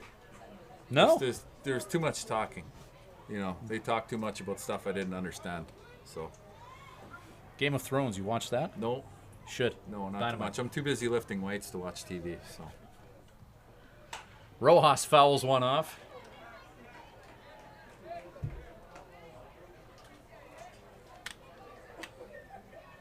Darren Koch singled to get things rolling for the Tribe in the 4th inning.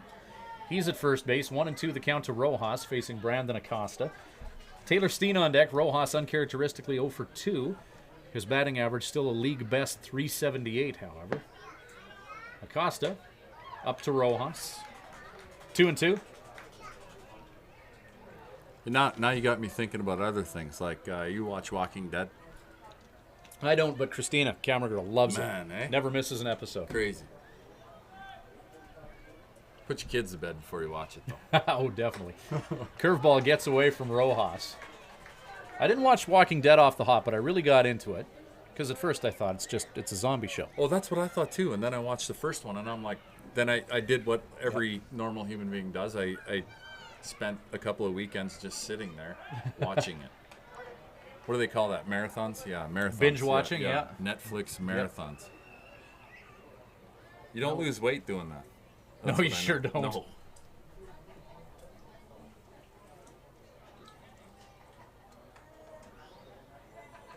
Three-two pitch to Rojas. Jose is going to continue to battle by fouling that towards AE Peacock High in Moose Jaw.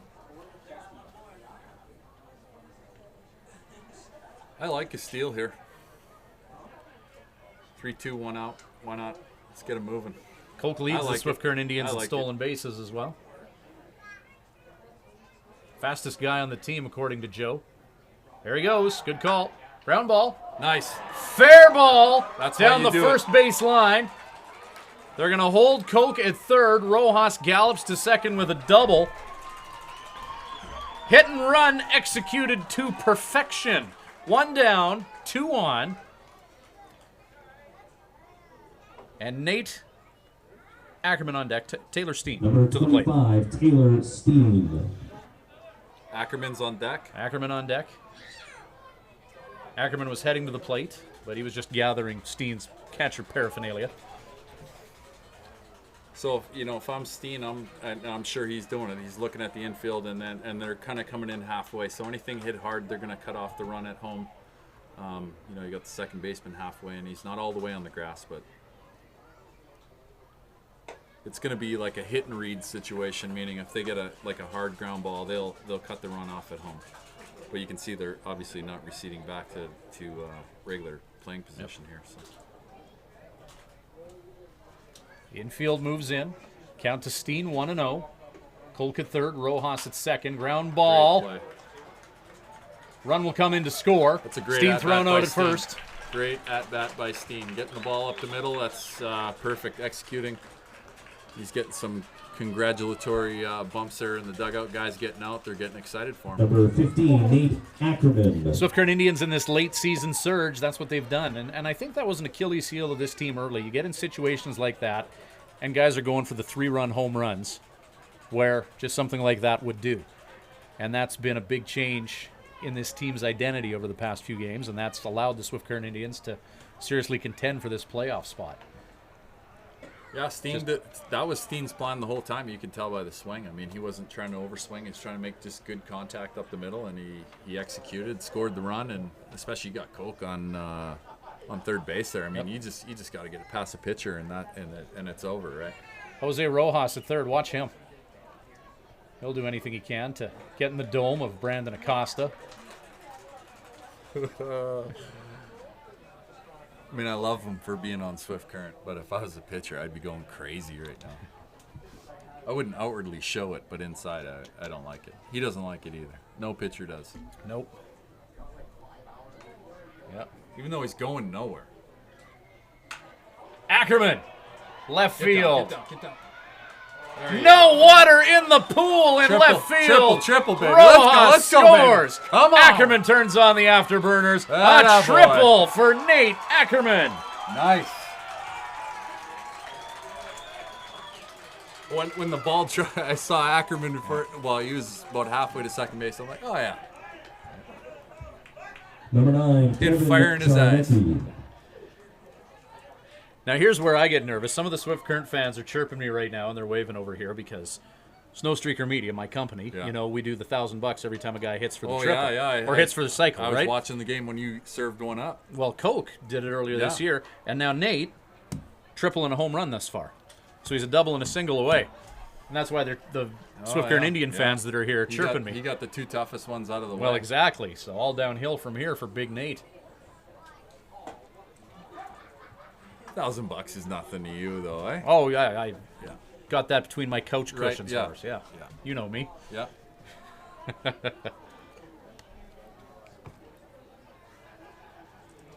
Kevin Charnecki at the plate. He's been hit by a pitch and walked.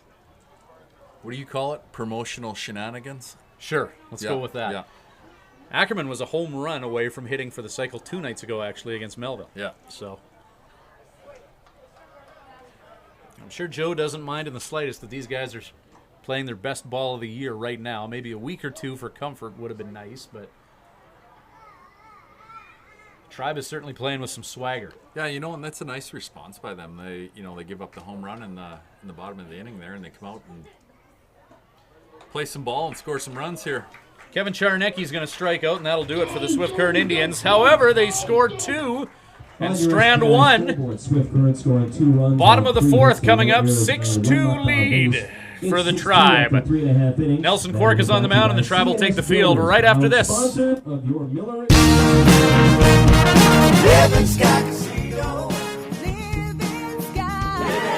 It's summer cruising time, and Living Sky Casino would like to help fill your tank by giving away $1,000 in fuel every Wednesday in July. Swipe your Players Club card daily throughout July for chances to win $1,000 in fuel every Wednesday at 8 p.m.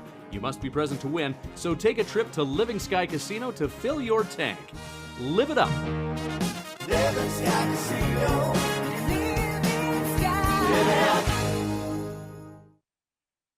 The old saying goes, it's not what you know, it's who you know. Well, in this digital age, it's not what you know or who you know, but who knows you. If you're in business and want to be noticed, get in touch with Snowstreaker Media. Websites, social media, video production, creative writing. Trust Snowstreaker to tell your stories in ways that will get everyone's attention. If you're looking for an edge on the competition, make Snowstreaker your secret weapon. Visit snowstreaker.com to learn more. Leading off the 4th inning. Express number 10, Jace McLean. Well, Moose Jaw get 2 in the bottom of the third. The Tribe get 2 in the top of the fourth. Slugfest going on here.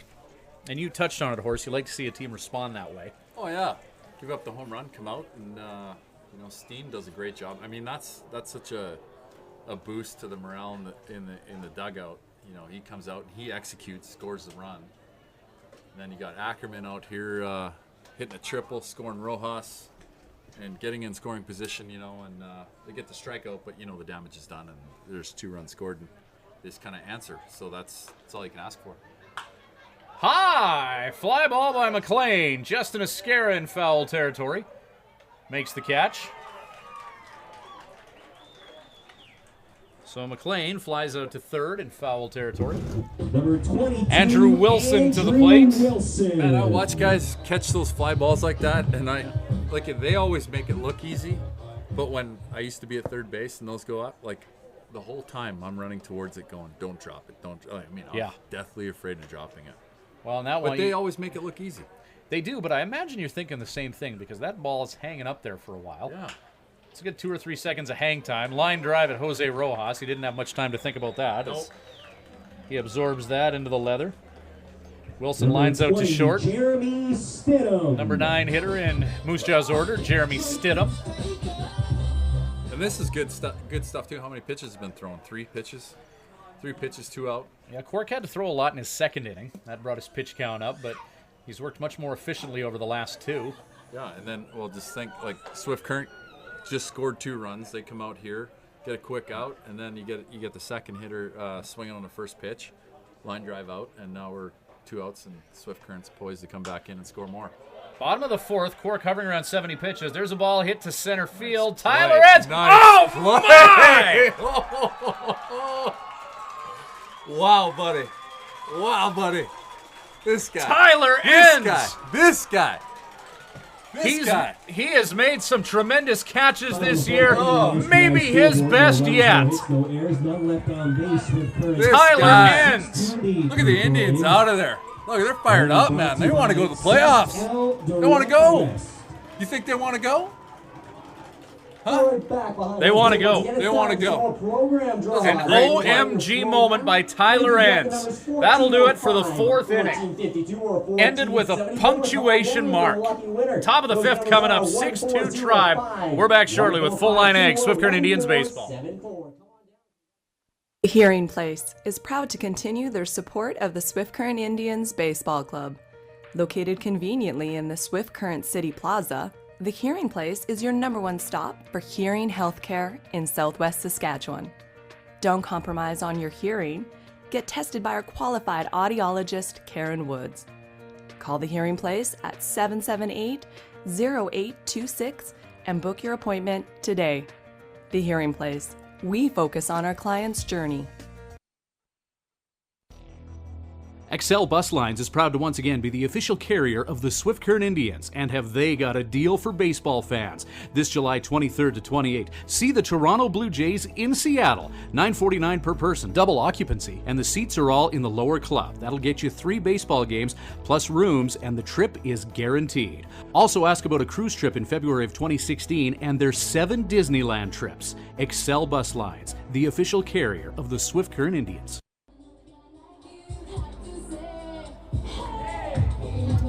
Melville Millionaires already lost the first end of a doubleheader to the Weyburn Beavers 5-0, and in the top of the first, they're trailing 2-0 to Weyburn. So the Swift Current Indians' improbable run towards the postseason, what was just a dream a few days ago, is becoming more and more of a reality. But not a certainty. Not a certain, no. Leading off for Swift Current is number 24, Tyler Ends. What has to happen for the Swift Current Indians to make the playoffs? They got to win tonight and tomorrow night, for one thing. Moose Jaw and Melville play each other tomorrow, so someone's got to win that game. So someone's going to have 19 wins. But the Swift Current Indians have the advantage in a tiebreaker situation against both Melville and Moose Jaw. So basically, if the Swift Current Indians win tonight, the best Moose Jaw can do is 19.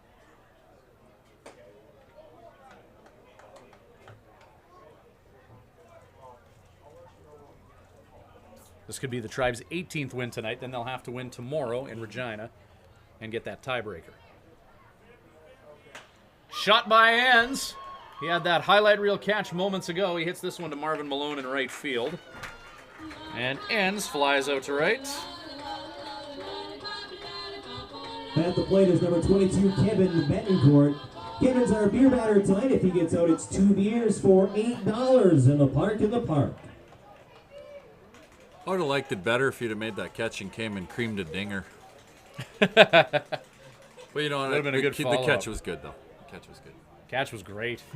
Best one of the year. Yeah. And Enns has a few to choose from. There's a few catches by Enns that would be in that debate, but I don't think Yeah. anything better than that one. Jumping catch against the wall, the center fielder from Winnipeg. I'll tell you what, if you've never been out to that center field wall here in Moose Jaw, it's scratchy. It's got wood sticking out all over the place. Maybe some nails, too.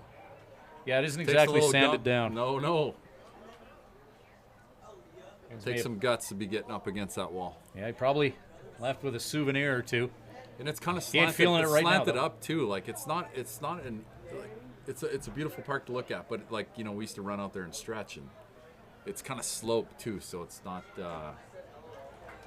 It's a difficult play. That's an out by our beer Kevin batter. Betancourt 2 beers goes down for swinging, $8 2 down. In the park. Chad Schultz At the flew out plate to is second number base 1, his last trip up. Chad Schultz. But he has 2 RBI this game, does Schultz. Top of the order on deck, and Darren Kolk.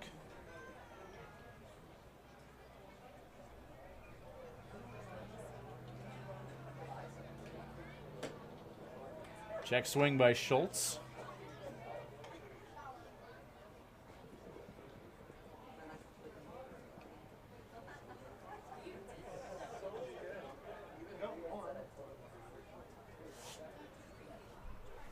Schultz should be thinking right here, get on anyway. Like, I mean, if this is where he's hit the whole time in front of Colt, I mean, he should be thinking, get on by hook or by crook at all times.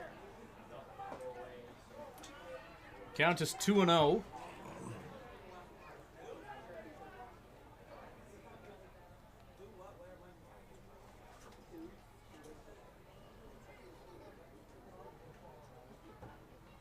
Ground ball.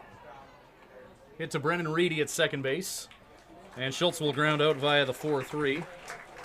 And that'll do it for the Swift Current Indians. Bottom of the 5th coming up. 6-2 lead for the Tribe. They'll try and keep the Moose Jaw Miller Express at bay. Bottom of 5 coming up when we return with Full Line Ag Baseball. Home Inn Suites Swift Current is proud to be the official host hotel for the Swift Current Indians Ball Club. Home Inn Suites Swift Current offers great amenities such as modern rooms, a continental breakfast, fitness center, water slide, and meeting rooms, all at a great low price. Home Inn Suites is part of the growing home hotel brand. Make your reservation today by calling 306-778-7788 or by reserving online at homeinsc.ca. Many of us take our ability to communicate for granted, yet the ability to hear and be heard is much more vital to our everyday lives than we realize. If you or someone you know is struggling, please call The Hearing Place at 778-0826 and book your appointment with our clinical audiologist, Karen Woods. The Hearing Place. We focus on our client's journey.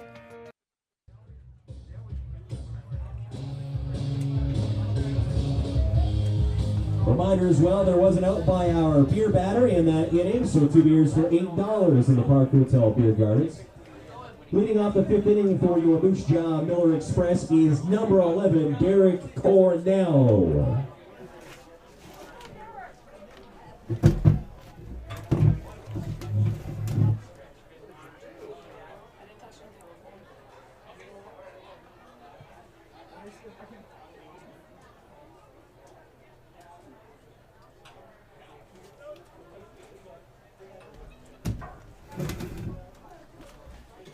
Top of the order for the Miller Express, Derek Cornell to the plate. Cornell 1 for 2, singling and flying out. 5th inning, lights come on.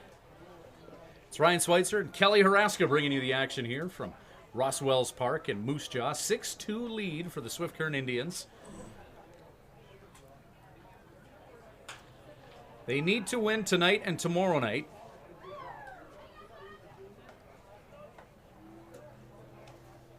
What a beautiful evening here tonight. This is amazing. I came from like straight heat. Like it's 105 degrees in Bakersfield. It's terrible. That's like 44 or something like that Celsius. How was that adjustment? Because you grew up in Regina. Oh, it's terrible. Yeah. Terrible. Can't stand it. Actually, you know, it's just been in the last like 5 years that I've been staying home because my kids got a little bit older, so I'm at home with them during the summers. And I'll tell you what, man, you can't go out. As soon as the sun comes out, you're inside in the air conditioning. So 2-2 pitch, Quark, low to Cornell, full count.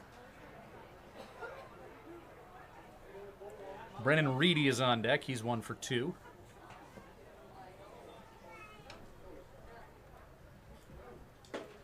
That'll be a called strike 3. Nelson Quark sits down another one. Strikeout number 6 on the game for Nelson Quark. Number 8, Brennan Reedy. He's got a nice little rhythm going right now.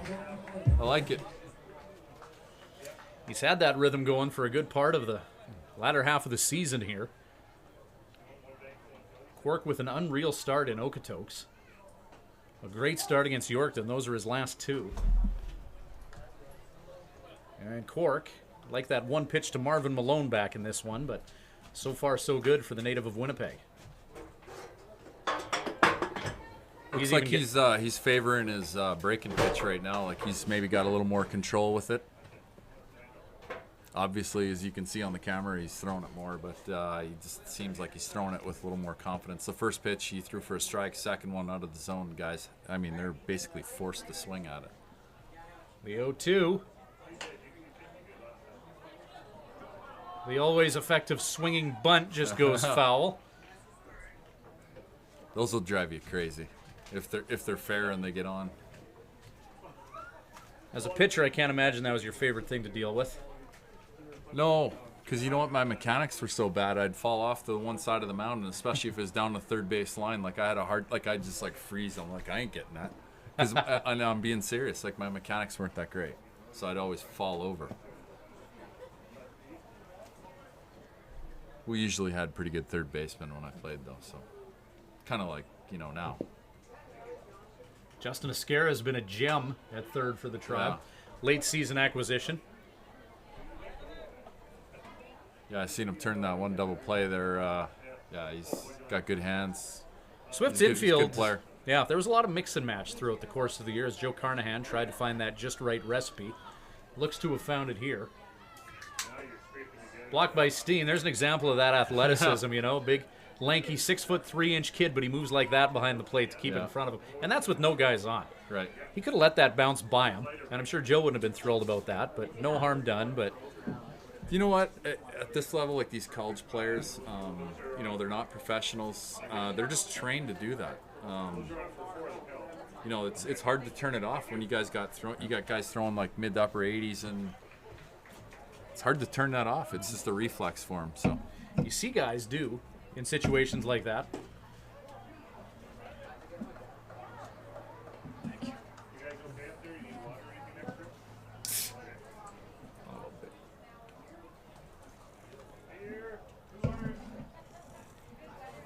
You can say Pilsner on the air, can't you? No. We'd prefer they advertised with us, but yeah, absolutely. Who makes it? I believe it's part of the Molson company. Molson, which is owned by Coors? Mm-hmm. Beer Wars. Yeah. That's that whole American offshore company stuff so they can avoid paying taxes in the United States. It is what it is.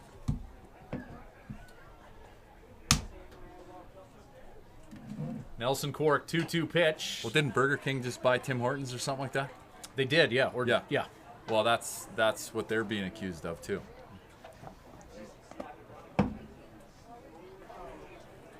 Anyway, whatever. That's business. I don't know anything about that. I'd love to get a Whopper and an ice cap in one stop, but I don't think that's going to happen. So I guess they gave Wendy's the boot then? I'm not sure how that... I mean, you still see the Tim Hortons Wendy's combinations, really? well, Yorkton still has it. Oh, okay. Yorkton's never exactly been ahead of the times on some things. Beautiful city, don't get me wrong. Yeah. I mean, loved our night staying there. I spent some time there when I was a kid. That's where my dad's from, over there in Calder. Nelson Quark is going to walk Brennan Reedy as that pitch got away from Nelson. Second walk issued by Quark. He has struck out 6. 6-2, the Tribe lead it. We are in the bottom of the 5th inning. Marvin Malone had a 2-run home run the last time he was up. Malone. Nelson Quark has allowed 6 hits this game. One was that 2-run dinger.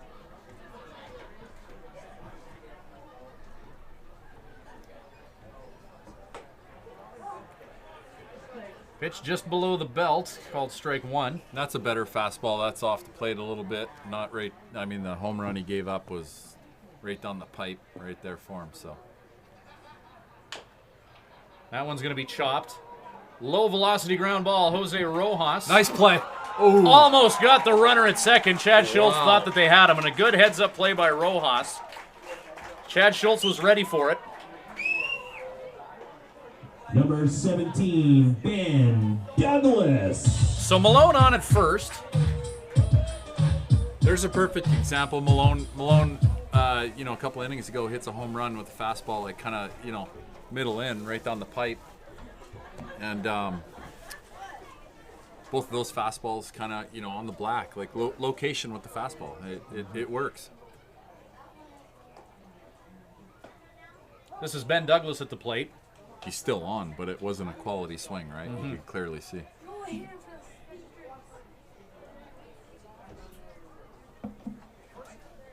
I know what you mean. I'm combining what you're swathing.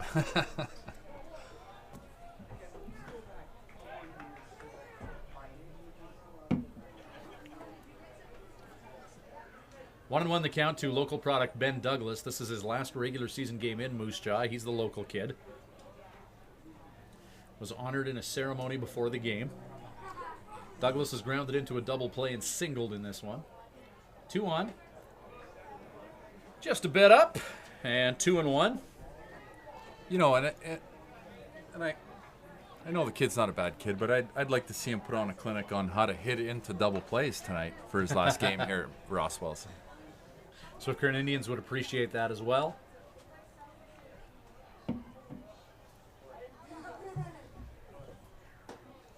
Ooh. Cork tried to paint that outside corner and did miss by much, but counts as 3-1.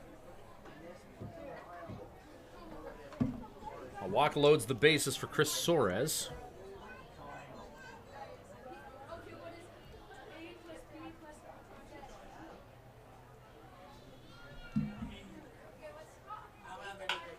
Douglas hit to right field. Tough to see this time of night. Nate Ackerman makes the catch in right. Oh, come on. Runner tags up, heads to third. You know what? He wasn't going to get him at third, but that was fun to watch. He I can know. really throw the ball, that guy. He's way out there. Nate's got a hose. Hey, it reminds me of a time I got Cole Armstrong texted me about that Pilsner comment that I made. Of course he would. And actually, he just visited me in Bakersfield, and I was like, hey, remember that one play you made out in left? I don't know if you remember this or you're at a game. We were playing Yorkton. I was playing second base, and a guy hit a double, and this was in Swift Current, and it bounced off the wall, and Cole grabbed it with his bare hand on what would be a warning track out there, turned around, and threw a strike to second base, and I'm sitting there. There's a picture of me like crawling around after the ground. The guy didn't expect the ball to be there, and he was thrown out by like 10 feet. It was an amazing play. It was like what you see in the big leagues. Guy catches the ball bare hand. It was a great play. It's probably the only good play that Cole ever made. I know he's listening. So. Bonesy a part of those championship teams in 05 and 06. He made lots of good plays. I'm just kidding, Bonesy. Left field a championship year. He was dynamite. Oh, yeah. 7 home runs one Remember season, that one year he came back and he was like just smashing balls like on the houses. Oh, yeah. When he went to Central Missouri. Yeah, came back and... Yeah, he had muscles and stuff. Swung on and missed. This is Chris Soares at the plate. Count as 1-2. He's runners on the corners with 2 down. He's a big time. What is he? He's got his doctorate degree, right? He works at a university. He was at Bonesy. He was in Florida for a while, and he's in California now, is he not? Yeah, San Jose. Yeah, San Jose State. Derek McKeel went down. Old Swift Current Indian player. Ground ball hit to Chad Schultz. Throw to first, and that'll do it for the Moose Jaw Miller Express. 5 innings in the books. Moose Jaw Miller Express, strand 2, and it is still a 6-2 Swift Current Indians lead. After 5 complete innings, the Swift Current Indians. We'll be back shortly with Full Line Ag, Swift Current Indians baseball. The Ultimate Fan Zone. Where?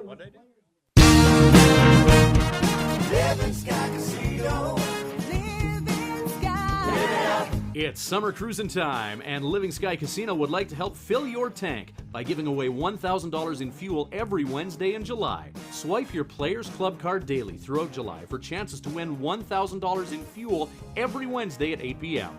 You must be present to win, so take a trip to Living Sky Casino to fill your tank. Live it up. Living Sky Casino. Living Sky. Live it up. The old saying goes, It's not what you know, it's who you know. well, in this digital age, it's not what you know or who you know, but who knows you. If you're in business and want to be noticed, get in touch with Snowstreaker Media. Websites, social media, video production, creative writing. Trust Snowstreaker to tell your stories in ways that will get everyone's attention. If you're looking for an edge on the competition, make Snowstreaker your secret weapon. Visit snowstreaker.com to learn more. MNA, a gray escape. Your lights are on. Cars have lights on now? SGI scoreboard. Apparently you can, yeah. We're back with Full Line Ag, Swift Current Indians baseball. Yeah, most vehicles have the lights that turn off automatically, but you don't hear that much at ballparks anymore. No, that the used license to be a big number thing back in the 70s, eh? Yeah. Had to throw an A in there. I'm back home. Do you throw that out when you're in California, residing in Bakersfield? No, not too much. You know what? Americans will beat that out of you. You said A. Yeah. Well, Americans say, huh, right? So, I mean, I don't go around saying, you must be American because you say, huh, but... It's Ryan Schweitzer and Kelly Haraska here on Full Line Ag, Swift Current Indians baseball. Glad you could join us, Horse. Horse, a longtime member of the Swift Current Indians as a player. 9 championships in 14 years during Haraska's time with the Tribe under Coach Harv Martinez. Former teammate of Swift Current Indians coach Joe Carnahan. Brandon Acosta to Darren Kolk. Kolk with a single. He grounded out to second, but had an RBI in the process, and another single since then. So 2 for 3 with a ribby as Kolk reaches for that pitch and fouls it towards the Peacock parking lot. He looks like a tough dude standing in there too, eh? No, keeps himself in good shape, absolutely. Part of an NAIA championship team. Oh yeah, Lewis and Clark. State. Yep. Yeah, this is the guy. That's a tough program. Keeps himself in good shape. Deep voice too, eh? Yeah. You ever talk to him? Yeah. No, I just got here today, so. Is he the Golden Smog or what? That's an old Flintstones episode. Golden Smog. The Golden Smog, yeah. Scoodlewa. Oh, that okay. I got you now. That was the guy's name. I know what you're talking about. The Yeah. Golden Smog. Yeah. Or Schmog, whatever. Anyway, back to baseball. Kolk's just given his demeanor in the clubhouse and everything. You could say he's the alpha gorilla of this squad.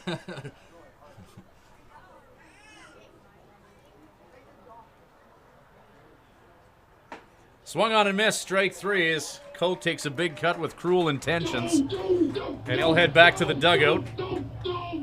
Justin Esquerra to the plate. He struck out, walked, and flown out. Number 13, Justin. So they picked up Esquerra from like the late acquisition or whatever. Where is he from? San Diego, Siena College that's right. in New Yeah, York. He was the okay. male athlete of the year there this year. Okay. Joe had originally recruited him at the start of the season. And Esquerra wanted to roll the dice on some other baseball opportunities. And then Joe, from the conversation as I understand it, right before the roster cutoff deadline, Joe texted Esquerra and said, "Did you find anything? Are you sure about not wanting to come up to Swift Current?" And Esquerra said, "Actually, how about it? Plane ticket booked, new third baseman." Yeah, he looks like a good athlete too. He Heck of an does. athlete. Yeah. Very sure-handed at third base. And the Tribe have tried a couple of different looks at third base this year. And Esquerra, they seem to have found a winner there.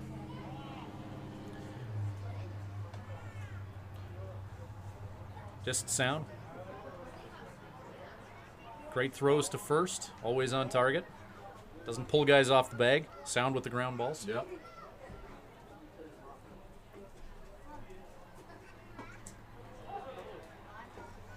Count will be 2-2 to Esquerra with one down, and the Swift Current Indians up 6-2. Jose Rojas is on deck.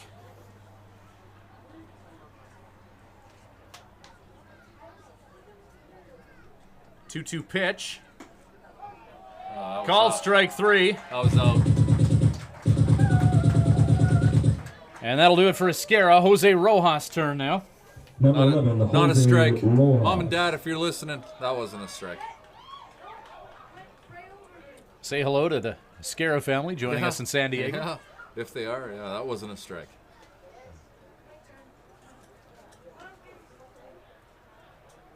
Brandon Acosta, right-handed pitcher for Moose Jaw.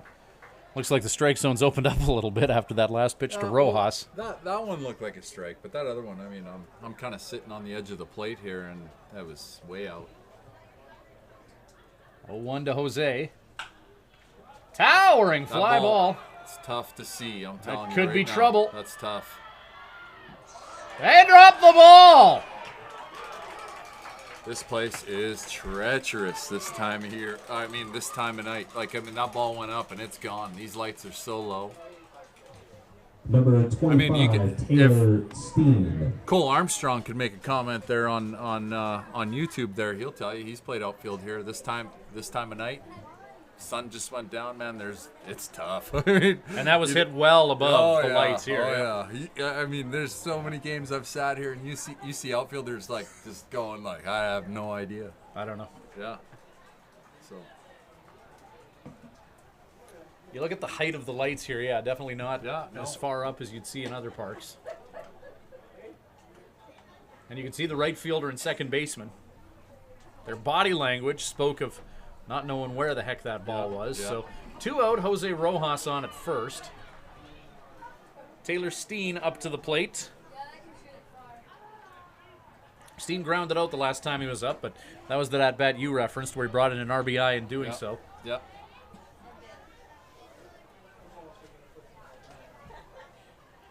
So right now it changes for him. I think 6'2", he's looking to drive a ball in the gap right now. That's how you score guys from first base, right? Costa checks Rojas at first. Rojas can run. Yeah. He's got a few stolen bases this year. Yep. Rojas is such a smart player. He's in motion already. Leave it. Yeah, He's already there. Yeah. It's a good idea to not swing at that. And it's a 3-0 count to Steen as well. On deck, Nate Ackerman. This is a good position to be in right here. He's not swinging at this pitch, obviously. Ackerman 2 for 3 with a home run and a triple on deck. Steen will take with the count 3-0.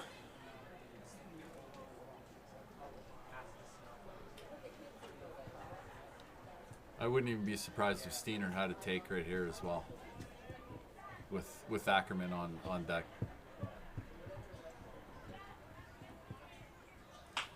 Nope. Steen sees something he can drive, and that's going to be trouble. Up, baby. Stays fair. Jose Rojas will be sent home, and it's going to be 7-2 Tribe. Do it. Get there. That ball gets away from the infield, and Steen will gallop to second and even think about third before one of the Moose Jaw Miller Express finally corral it. So Steen brings in Rojas from second. Good at bat by Steen, holding off on that 3-1. Or that 2-0 pitch to make the count 3-0. Oh, Steen's the 4-hole hitter. What am I talking about? I don't know anything. 4-hole hitter, 3-1, you're swinging. I wasn't paying attention. I don't know the lineup like you do. Number 15, Nate Ackerman. I thought Ackerman was like the 3-hole hitter or something. I don't know. Oh, Ackerman hitting 5th in the order. Yeah, okay. That's a good spot for him. Ackerman, a home run and a triple this game. Hardest parts of the cycle out of the way for him. Well, Steiner's having a game, man. I'm telling you. Couple RBIs now for Steen. Yeah. 2 of them. No, in good situations, though, like 2-out RBI. Like, you need that to win games. Yep. Like, that's big.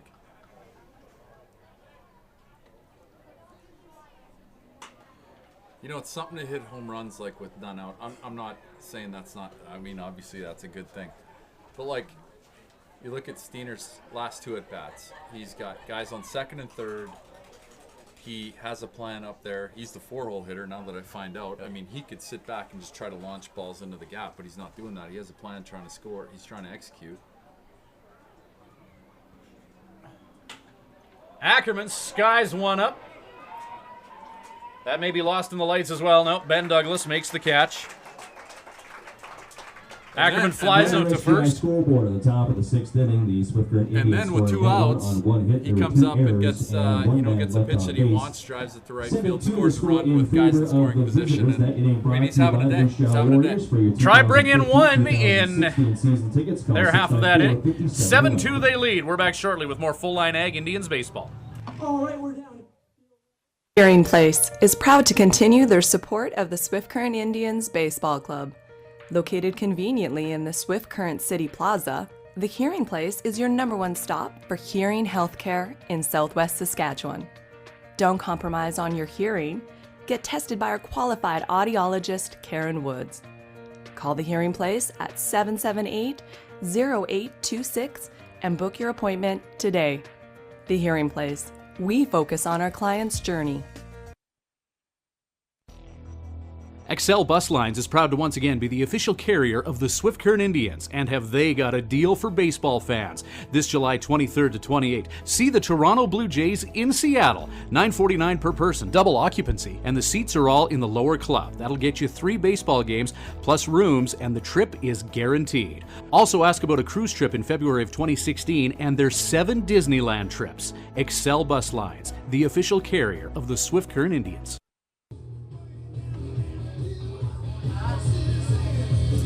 A.J. McElderry will enter the game for the Swift Current Indians. Nelson Quark, more on him in a moment. For McElderry, 12 appearances, 1 start, 27 2/3 innings of work. He's allowed 26 hits. He struck out 22 and walked 8, 11 earned runs. He's 2-3 on the year with a save and a 2.6 ERA. Nelson Quark exits the game after giving the Tribe 5, 7 hits, 2 runs, both of them earned. He's walked 2 and struck out 6. So the lefty A.J. McElderry comes in to face Ty Russell. Is that his name, or is his name 50 Shades of Grey, according to Christina over here? Getting the girls in Moose Jaw all fired up here. AJ does get more camera close-ups than anyone else on staff. Right. It's taken me till this long to figure out why. First pitch is a strike. I'm not being. I mean, honestly, seriously, the guy just looks cool. But I mean, he carries it well. Like, he doesn't. You know what I mean? It's like, you got to do a Google image search on him as well, because during his time in Indiana as well, he had the Brian Wilson beard going too, like down to the lettering on the jersey. I was always the big envious beard. of guys who could grow beards like that. I can't. Mine's spotty. It's not very good. No, I hear you. So it's going to be a hit by Russell.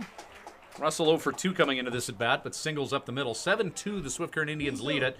We're in the bottom of the 6th. 10, Jace McLean.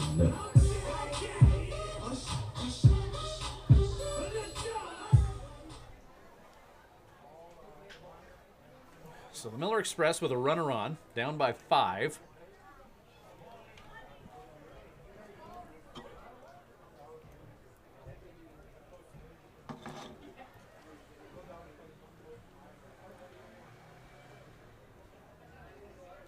Top of the 2nd inning in Melville, the Weyburn Beavers lead the Melville Millionaires 4-0.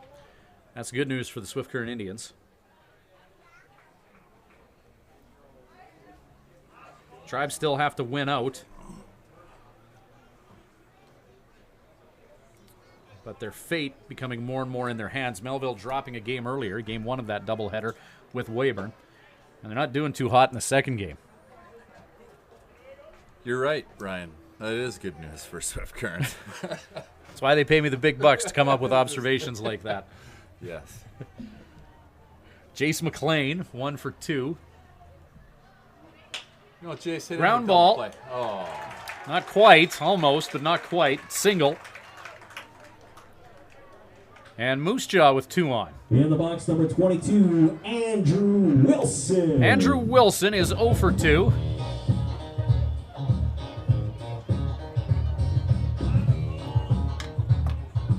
Last call for tonight's 50-50 tickets. Last call for the 50-50 tickets. So if the Swift Current Indians hang on and win, and if the Melville Millionaires hang on and lose, the most anyone is capable of winning is 19 games. Either Moose Jaw or Melville will finish the year with 19 wins if everything stays the same as it is now, as those teams will play tomorrow. And if the Swift Current Indians can hang on in this one, and if nothing else changes too drastically on the scoreboard, it's win and you're in tomorrow night in Regina. Don't want to get too far ahead of ourselves. Still lots of baseball to be played both here and in Melville. But the Tribe in the driver's seat to control their own destiny. Right, and then, well, look at the situation we're in here. We got 2 guys on in the 6th inning, down by 5. Not exactly what Swift Current would want to dial up here. Showing bunt is Wilson. He pulls the lumber away just prior to it crossing the plate. 2-0 count. And honestly, you know, this if we don't get an out, if we load the bases here, it could get ugly. I mean, it could. I mean, it's just kind of one of those things. You know, they're up by 5, but still, you know, they're fighting for a playoff position. It'd be, you know, Moose Jaw's hungry too. Yeah, of course. Yeah, they want to solidify their position as well. Wilson showing bunt, pulls away, strike called. He didn't like it. He didn't like that strike. He didn't think so. No.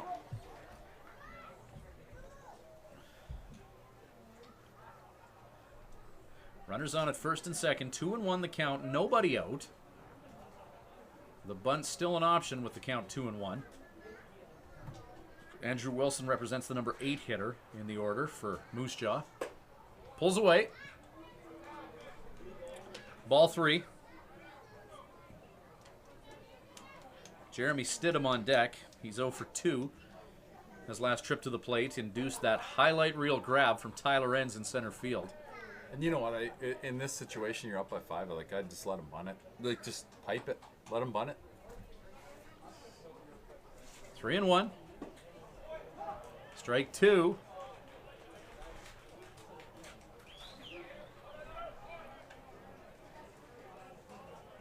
But now I hope he rolls over to Scara.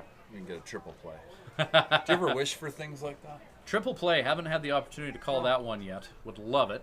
I'm not going to say it's going to happen, but it'd be nice if it did happen.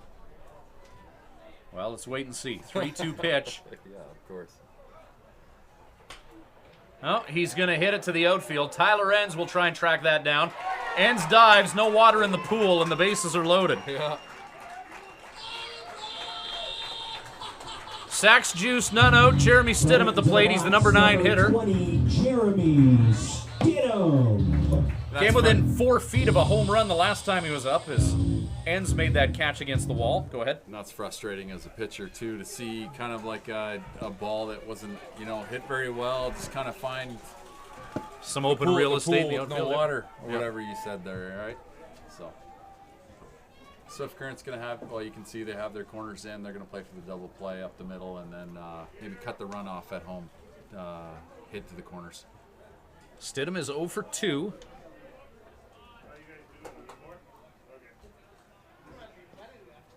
On the year, a .237 hitter.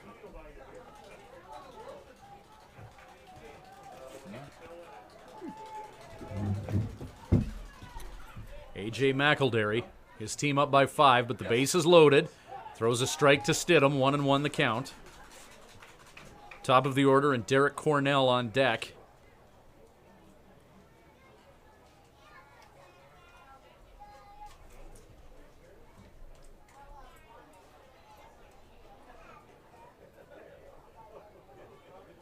A.J. McElderry steps off the rubber for a sec.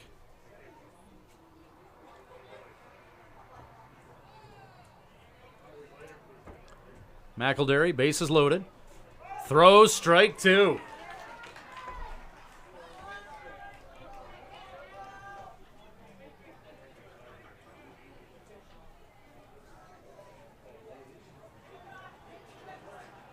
Count is 1-2. Strikeout would be ideal for McElderry. It's hit into the backstop.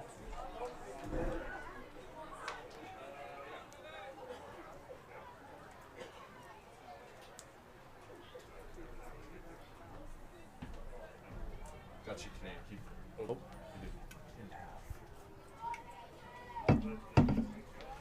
1-2 pitch. McElderry Nice to pitch. the plate. Nice pitch. Just missed inside. Well, Didn't think AJ missed by much. No, he didn't miss at all, actually.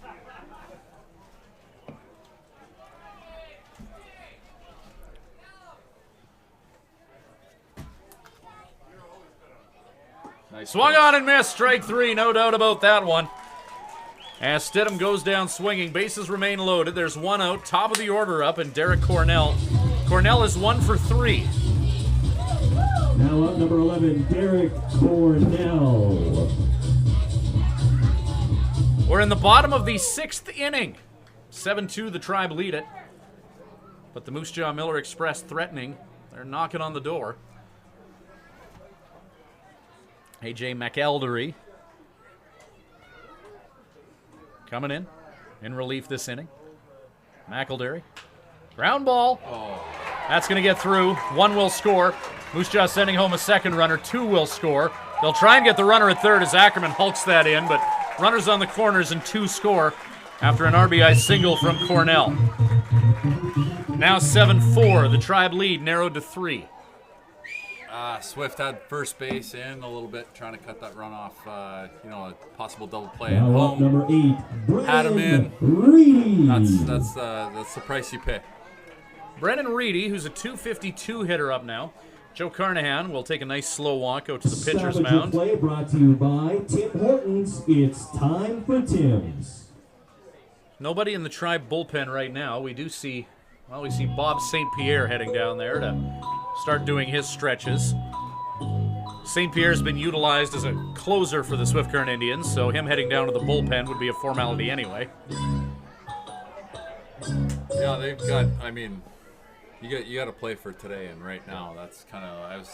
We were talking about that before even the broadcast. It's like whatever. You got to get whatever you got out there to win today. Don't worry about tomorrow. Swift has to win tonight and tomorrow night if they want to get in the playoffs. The Melville Millionaires are imploding a few hours down the road. Don't want to put the cart before the horse there, but it's not looking good for the Mills. Melville will play Moose Jaw tomorrow, so there's the rub for the Swift Current Indians, as one of those teams will finish with 19 wins. However, the Tribe holds the advantage over both of them in a tiebreaker scenario.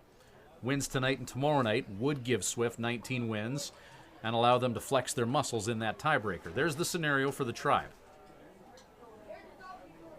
However, if Melville comes from behind and wins against Weyburn and then beats Moose Jaw tomorrow, they're in. She complicated. Yeah. Bunt being shown. Runner tries to steal second. He is dead to right. Nice play. That's a Taylor big Steen. time play. Bang! Big time. Oh. Nice. Steener. Oh, Steener. Yeah, Steener's a beauty. He's my guy tonight. Here's another little thing. On that play, on that last base hit there, Escara, is it Ackerman in right field there? Ackerman in right, yep. Right, and threw that rope over to third base, and Escara just, basically got down and took it right in the stomach. Took a 90-mile-an-hour fastball from right field in the stomach to keep the guy from third from scoring, because it throws a little off. And just bodying up for his team, stops at, and then all of a sudden you get Steener throwing out a guy at second with first and third. That's a big play right now. Derek Cornell erased at second base as he was trying to steal. But yeah, Steen had him. There's a shot by Reedy. What's interesting is that Joe and I often talk about first and third situations and how coaches in say, high school baseball or, midget, they always prepare for something like that. 2 down now. That ball is redirected into the chest protector of Steen. And there's a lot of trickery going on, you know, like even offensively, like you can leave early and, you know, cause rundowns and all kinds of stuff. And then defensively, you have plays like, you know, fake the throw and then check the guy at third. There's a whole bunch of stuff. But Joe and I have come to the conclusion, if you have a good catcher, you throw all those plays out and you just throw the guy out at second base. And Steiner just confirms that thought right there. McElderry just missed. Bring him up, dude. Let's go.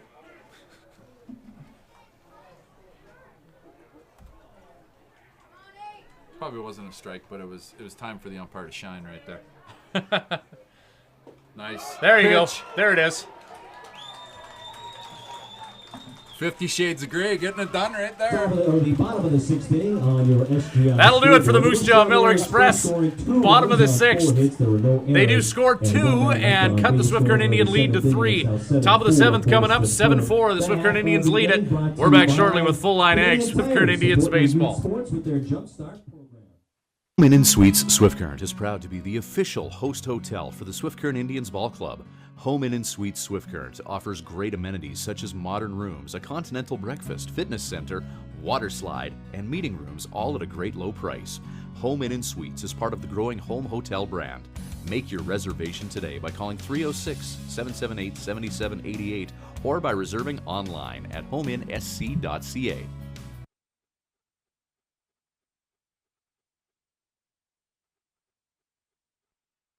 Many of us.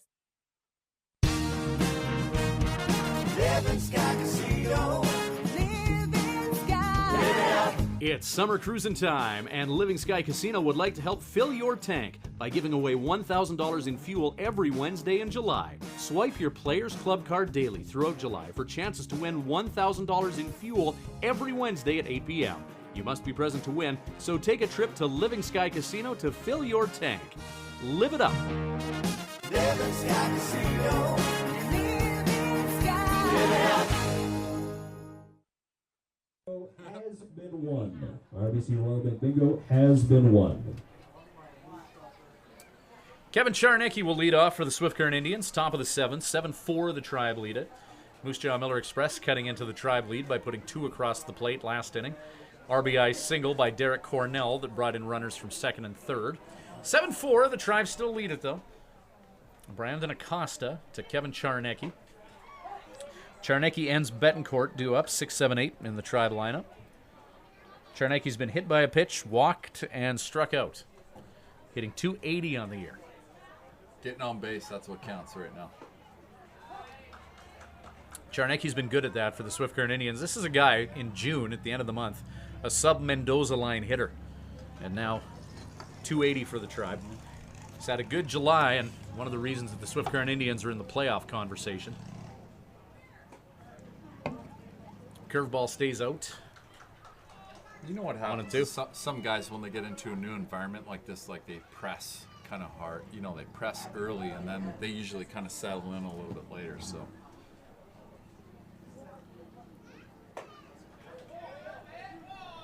Yep. 2-2. Talking about scenarios like that, about guys that press early and then settle into their environment. Yeah. You know who I think of when you bring that up?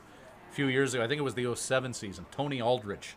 Oh, yeah. You know, I was just thinking about him the other day, and I'm wondering if he's alive, actually. I know he's not listening to us right now. Tony, in Sacramento, we might have some other things on the go. Or but Oakland, or Sacramento. That's Yeah. where he's from, yeah. He was sick. Yeah. Towards the end of the year, it was unreal. One bad pitch to him, and it's 400 feet somewhere. More than 400. It was ridiculous. Like, over the past 10 years, you look at players that became borderline automatic. I remember Joe in 05. He was on a tear, hitting like 580 in the playoffs or something ridiculous like that. And they went to the finals that year, Tony Aldridge, the Sacramento Slugger. As Kevin Charnicki will go down swinging.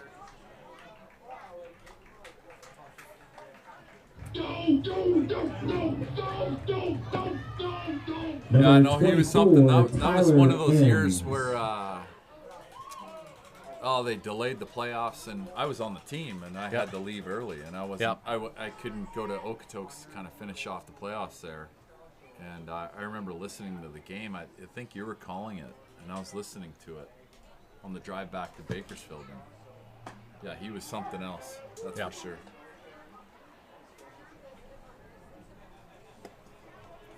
Yep, all towards the end of the year, it was either a walk or an extra bases hit. Oh, yeah, he could swing it. But at the beginning, like what we were just talking about, Those first few at-bats were ugly as Enns bunts down the third base line and legs it out at first. Tyler Enns showcases that mobility. A bunt single for the center fielder on an 0-1 pitch.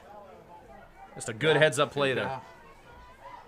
At the plate is number 22, Kevin Betancourt. He's our beer batter tonight. If Kevin gets out, it's 2 beers for $8 in the Park Hotel Beer Gardens. Were you ever the beer batter? Yes. Yeah? Yeah, usually in Lethbridge. They hated me there. That'd be a tough park to be the beer batter in. Oh, yeah. Lethbridge's fans, I would say. They were always, I mean, even when I played, like they were ridiculous. Regina had a couple guys too that were pretty bad. Swift Current's kind of calm, right? Swift Current's tougher on their own players than they are on the opposition sometimes. No, it's always been that way. Yeah, that's what it seems to be. Betancourt swings at the 0-1. I heard you saying something about Lethbridge and how brutal they can be. Like they just get on other. Because you're doing the best of, right? The best of, right? Yeah. And I will say, best fans in the league. Can you give us some hints here for World Wide Web land here? Well, best fans I'm going to give to Lethbridge because they have hecklers. As Tyler Enns is going to try and steal second, and he'll get there by a long shot.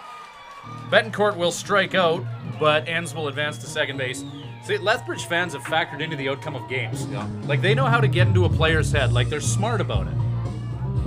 Like, to the uninitiated fan, you think that they're just a bunch of drunken idiots there. Yeah. But they know what to say to guys to get in their head. Right? And, a lot of athletes are conditioned against that, but a lot aren't.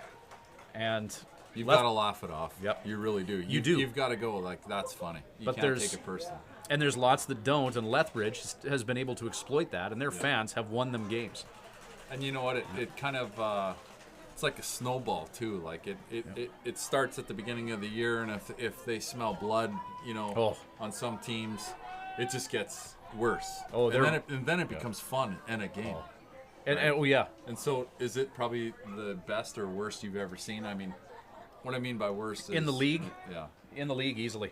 Like best fans at being the worst fans, Yeah, but it's fun though, isn't it? And for them it is. And right now there's fans and there's coaches all over the WMBL that are going to hear this conversation and say, "Shut up, you two! Don't encourage them." No. Hey, keep doing it. Yeah. Because I heard it at Lethbridge, man. I didn't. Whatever. Chad Schultz slices one just over the Tribe bullpen. Hey, they still didn't beat us in the championship. That's all I know. So whatever. Having said that, if the Swift Current Indians are going to get into the playoffs, the first round opponent would be Lethbridge. That much we know. Well, hey. So they got to be ready for that. Okay. They got to be ready for those guys. Last time the Tribe played Lethbridge in the playoffs was 2010, and Swift had a young infielder. I won't mention his name on the broadcast, but Swift had a young infielder that made an error early as Schultz hits a ground ball to Brennan Reedy, and that'll do it for the Tribe. But he made an error early, and the fans were on him and won Lethbridge that series. Swift came in up 2-0 and ended up losing in 5. Like their fans won them that series. So that's something Swift will have to be mindful of if they're going to get into the postseason. And right now they're in the driver's seat. We will head to the bottom of the 7th inning. 7-4 Tribe lead here on Full Line Ag Baseball. Saying goes. It's not what you know, it's who you know. Well, in this digital age, it's not what you know or who you know, but who knows you. If you're in business and want to be noticed, get in touch with Snowstreaker Media. Websites, social media, video production, creative writing. Trust Snowstreaker to tell your stories in ways that will get everyone's attention. If you're looking for an edge on the competition, make Snowstreaker your secret weapon. Visit snowstreaker.com to learn more. The Hearing Place is proud to continue their support of the Swift Current Indians Baseball Club. Located conveniently in the Swift Current City Plaza, The Hearing Place is your #1 stop for hearing healthcare in Southwest Saskatchewan. Don't compromise on your hearing. Get tested by our qualified audiologist, Karen Woods. Call the Hearing Place at 778-0826 and book your appointment today. The Hearing Place. We focus on our client's journey.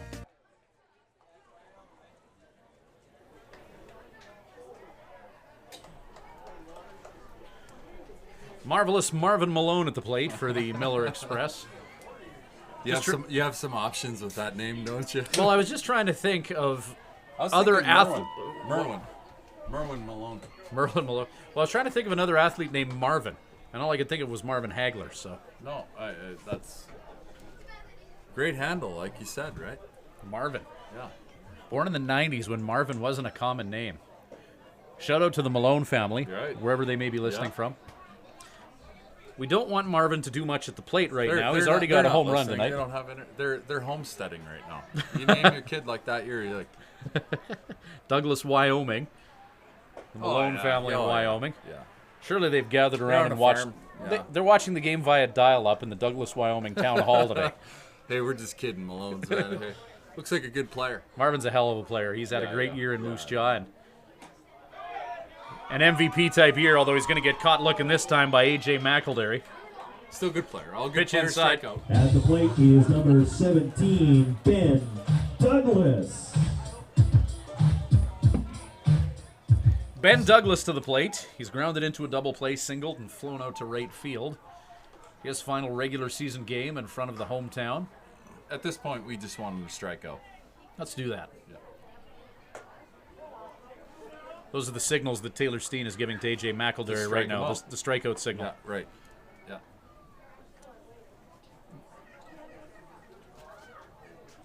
Try bar not out of the woods yet. 7-4 the score. We're in the bottom of the 7th inning. AJ McElderry came on in relief last inning. Struck out 2 thus far. AJ has.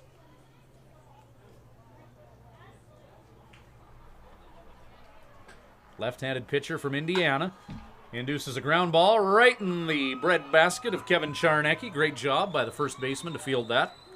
Yeah, sitting down. He didn't care if he got hit in the face. He thought he was going to stop it. Number 4, Chris Suarez. Got Melinda Baum listening in today. Wonder how many games she's listened to. Hey, we're happy to have the bomb shelter joining us here. The shelter, the best place ever to live. You know what? Hey, thanks, Melinda. You're responsible for me playing this long. I would have never came back if I. And that's true. I tell my wife all the time. I go, I kept going back. I mean, probably 80% of it was going back to the bomb shelter. Yeah. They were like the best. Good hosts billet ever. experience It for you. was unbelievable. Yeah. Melinda, her husband Rod, and Rod, Shane yeah, Baum, of course, Shane, ended up Troy- playing for the Swift Current Troy. Indians. Troy, who has 2 kids, he just had another baby here just recently. So that makes Melinda like a grandmother like twice. Amazing artist. Amazing Melinda. artist. Yeah, she painted a picture of my Oh! daughter. Amazing. AJ McElderry, humming in his second inning of work. Strikes out another one. And I'm mentioning Melinda too because she's like, she was getting on me about the nickname that I gave that guy. The 50 Shades of Grey nickname. You said it, not me. Well, in 50 Shades of Grey, there was lots of contact, but AJ McElderry striking them out. They're whiffing. I've never seen it. We're back shortly with more Indians baseball. I read the book, though. It's for a Excel Bus Lines is proud to once again be the official carrier of the Swift Current Indians, and have they got a deal for baseball fans. This July 23rd to 28th, see the Toronto Blue Jays in Seattle, $9.49 per person, double occupancy, and the seats are all in the lower club. That'll get you 3 baseball games plus rooms, and the trip is guaranteed. Also ask about a cruise trip in February of 2016 and their 7 Disneyland trips. Excel Bus Lines, the official carrier of the Swift Current Indians. Home Inn & Suites Swift Current is proud to be the official host hotel for the Swift Current Indians Ball Club. Home Inn & Suites Swift Current offers great amenities such as modern rooms, a continental breakfast, fitness center, water slide, and meeting rooms, all at a great low price. Home Inn & Suites is part of the growing home hotel brand. Make your reservation today by calling 306-778-7788 or by reserving online at homeinsc.ca.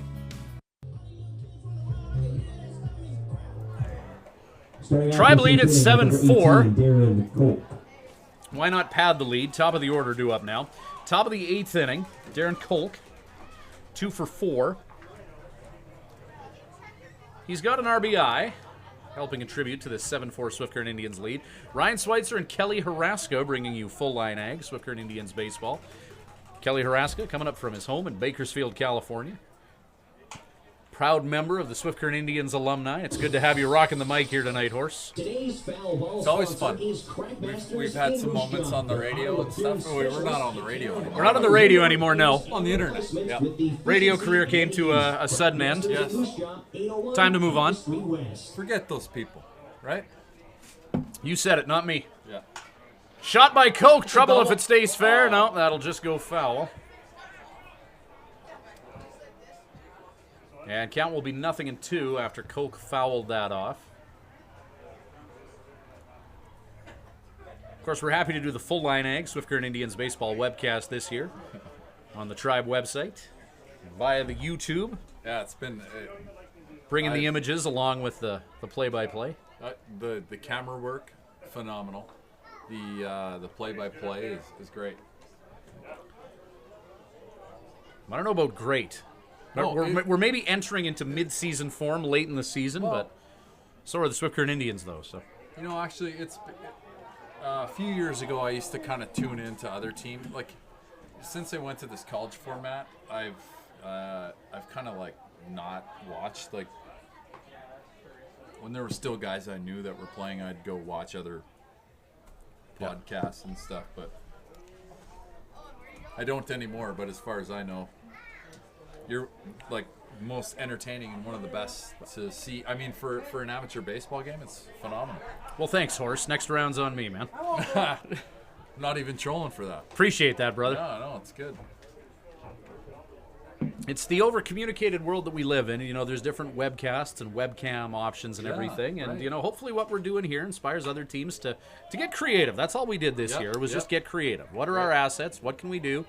How can we make this work? And, of course, a huge thanks to Full Line Ag and Swift Current, a Progressive Ag company. They're building a new location on the Highway 1 west of Swift Current. And, they had the guts to come and sponsor something that had never been done before. So that's huge as well. Ross and the crew at Full Line Ag. So we can't thank them enough for essentially making this possible. Tractors and chicken feed and all that and whatnot. If you need a farm implement, you go talk to them. Yeah. Anything farm. Exactly. Barbed wire. I don't know about barbed wire. What? They could hook you up with someone, I think. I'm sure they know some people. Shot to Kolk, or shot to shortstop. Kolk will ground out. In their new showroom, you know what? They probably do. And if they don't, if they're hearing this, they're probably going to get some right now.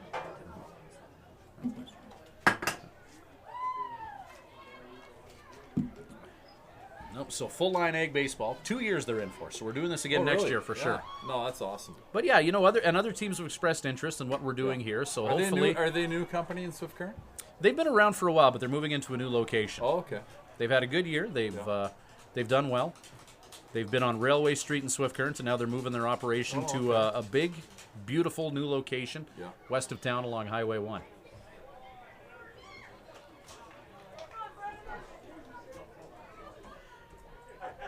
Count to Justin Esquera is 0-2. There's one down here in the 8th inning. Oh, and I heard Rojas on deck. Swift Current got the Western Canada Games bid, eh? 2019, the Western Canada Summer Games. Dynamite. Yeah, that's huge. No, and you know what? Big. As Justin Esquera goes down swinging, I'll baseball will be a big part of it. Absolutely, and Jose Rojas. I mean, I don't quite know how that works, but I know the city of Swift Current's probably going to apply for some grant money or will be awarded some grant money, and I think the field could use. I'm sure they're going to have to, in anticipation of the games, there could be some good things happening, but getting the games was huge, and there's a lot of folks at the city of Swift Current, Dean Robson, Nicole Pino, Melissa Shaw there. They worked really hard on the bid to get it, so it's going to be quite the event when it happens. No, it's going to be phenomenal. Like, do you know the dates on it yet, or? Well, 2019 is going to be August of 2019. Okay, so is it like long week, like right now, or? Like, when is it? Because honestly, I would come for it. That'd be great. Week-long event, I believe. I don't know the 2019 calendar, but around August 1st, and then the first week after that. So, and it's going to be great because, I mean, a lot of the stuff will be happening within Swift Current. Yeah. But the triathlon and the rowing events, they're going to have some at the Landing, some at Lac Pelche. So it's Swift Current will be the host city per se, but it's really a regional event. No, and I think that's most. I played in the Western Canada Games in Winnipeg, and then I played in the Canada Games in Kamloops, and that was kind of the same thing. Like, you know, some of those venues, obviously, it's awesome, man. Like everyone. I mean, it's going to take some money up front, but I think the city's really going to flourish. Like, you know, with put it on the map, and it's a beautiful city, man. I've always loved it. Jose Rojas, fly ball into foul territory. Don't know if that'll be playable. Nice. Oh my! Over the fence. Play. And with the grab, great play. Andrew Wilson puts himself on the highlight reel. We've seen some great baseball tonight as Jose Rojas flies out to third in foul territory. Just a great play by Wilson, reaching over the fence and grabbing it. 7-4 the score. Bottom of the 8th coming up when we return with Full Line Ag Baseball. Many of us take our ability to communicate for granted, yet the ability to hear and be heard is much more vital to our everyday lives than we realize. If you or someone you know is struggling, please call The Hearing Place at 778-0826 and book your appointment with our clinical audiologist, Karen Woods. The Hearing Place. We focus on our client's journey.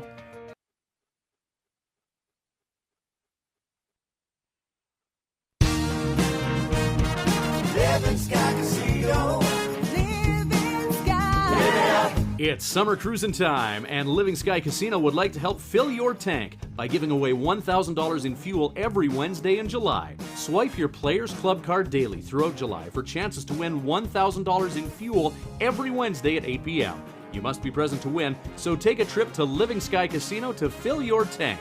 Live it up. Living Sky Casino. Living Sky. Live it up. Everybody for supporting your Moose Jaw Miller Express. And you know, Horse, as we come back to Full Line Ag Swift Current Indians baseball, Ryan Schweitzer, Kelly Haraska, on the subject of Western Canada Summer Games as well, we got to give a shout out to Doug Quark.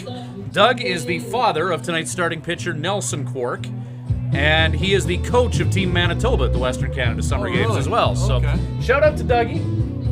I know that he made some insane trips to watch the Swift Current Indians play this year, and not just nights that Nelson was pitching either. Winnipeg, it's a good 9-hour drive away from Swift Current. Yeah. And there were some times where he drove out, caught a few innings, and then red-eyed himself back to Winnipeg to work the next day. And you're a father. Oh, yeah. You totally understand. And, yep. Yeah. But he would leg out the all-night drive, even if his son wasn't pitching as well. You know, and we thank him for his support of the team this year. You know, Nelson has really come on strong as of late. Yeah, he looked good tonight. 5 innings, he went for the Swift Current Indians, 7 hits, just 2 runs, striking out 6 along the way. A.J. McElderry gets set for his 3rd inning of work. Moose Jaw Miller Express, Russell McLean Wilson. 6, 7, 8 in their order. I'm thinking I might have to make some plans to be in Swift Current for the Western Canada Games, man. I'm telling you, it's going to be exciting. Well, you've maintained friendships in Swift Current. You only have about 8 different options for places to stay. So besides that, it's just going to be really exciting. Hey, businesses are going to be packed, and hotels, casino, full. People are going to drive by Full Line Ag and go, I can get myself a tractor or whatever they need. Exactly, and, yep. This is the place I want to be because it's a nice building. Yep. Pick up a tractor on the way through Swift Current. Sure, absolutely. Why not, right? Great sponsor plug. You're good at this, man. That's why I love having you here, bro. 2-1 the count to Ty Russell. Russell 1 for 3, striking out twice and singling. He struck out twice to Nelson Quark, singled off McElderry. Bought what AJ was selling with that pitch. Count will be 2-2. So in the bottom of the 8th. You can imagine the volunteer help that's going to be needed in Swift Current to pull something like that off. It's going to be great. It will be. Swift will be up for that, Oh though. yeah, for sure. World Women's Curling Championship is coming back in 2016 to Swift as McElderry strikes out Russell. Third time tonight, Russell's head back to the dugout with lumber in hand. Number 10, Jace McLean. Now, Swift always comes up big when volunteers are needed. The Windscape Kite Festival and Long Days Night Music, that's another one that requires several hundred volunteers That's to a pull new off. one. I haven't heard that. You got to one. come back for that Yeah. one. It happens in third weekend. Well, it happens during the longest days of the year, that Okay. weekend. Yeah, so like mid-June. June 21st or They got 22nd or whatever, yeah. Kite Festival during the day and rock concerts in a tent at night. Oh, that sounds like fun. Tonight's broadcast brought to you by Tourism Swift Current. Yeah. Unofficially. Right?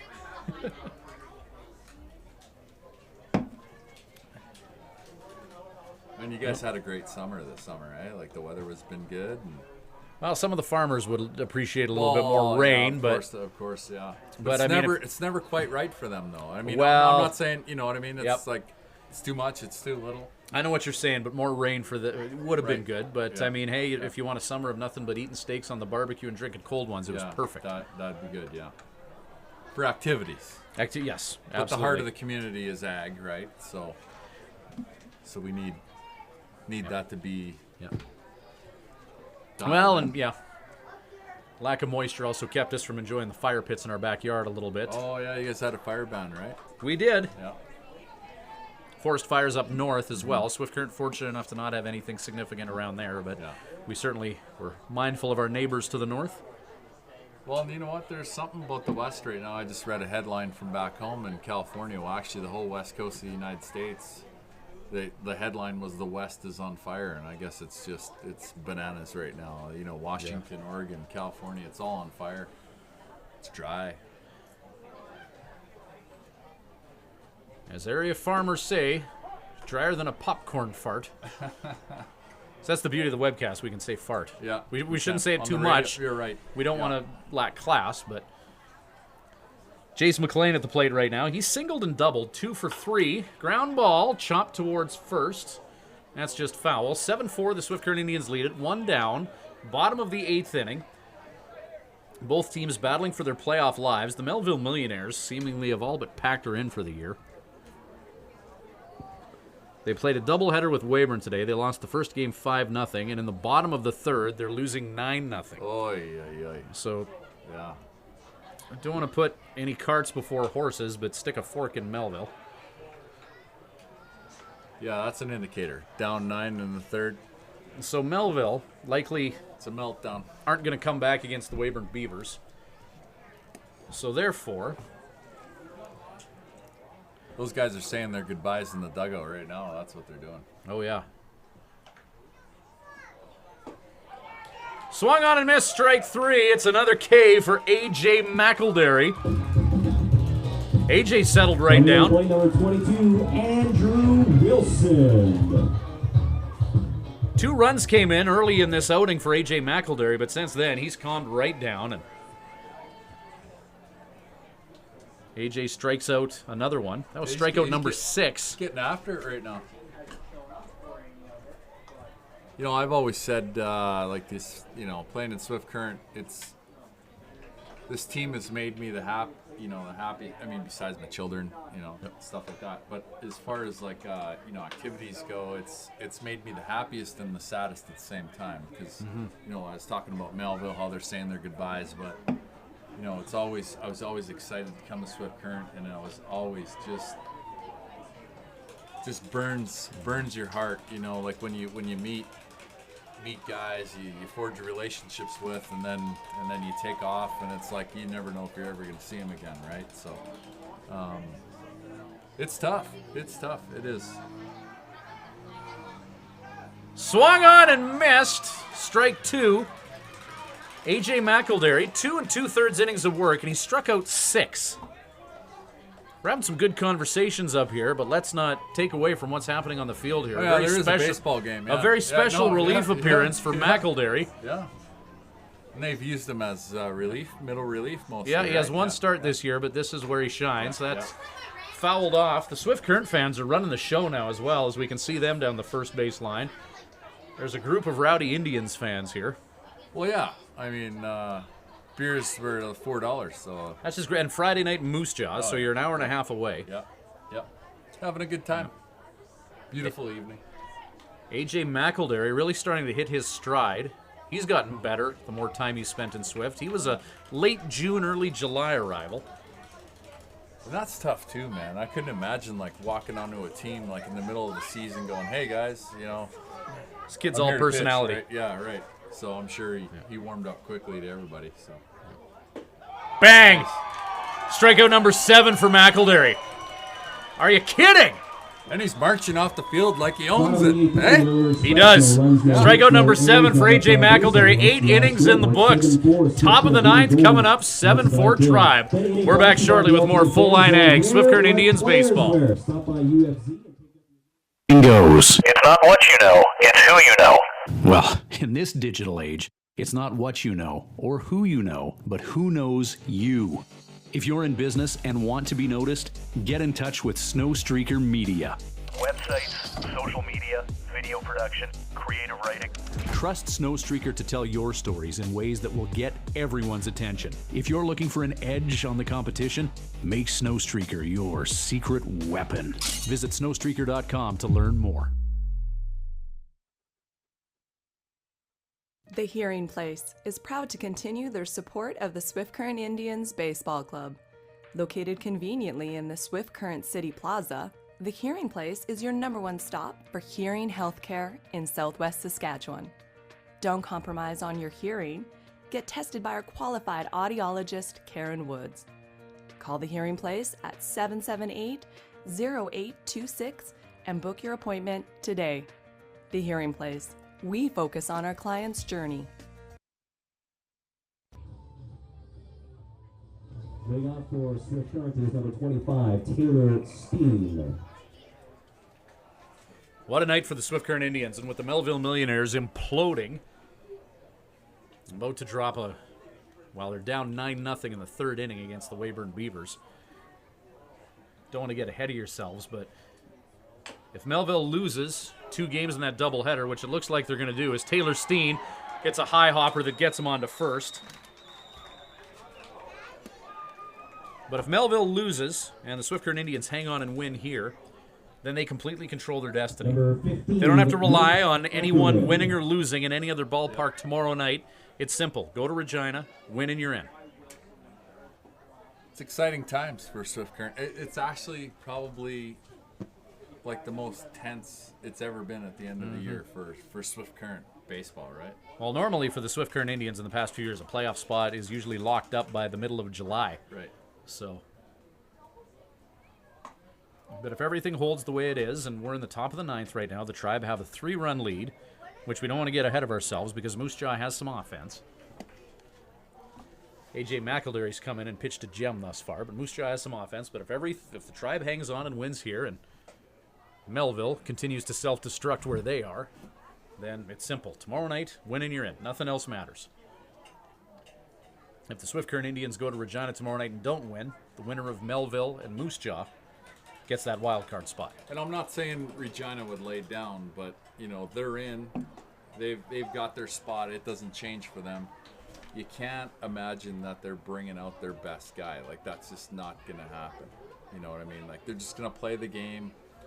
But that doesn't, they could still out-hit Swift Current or anything like that, but they're not going to have their best pitcher on the mound.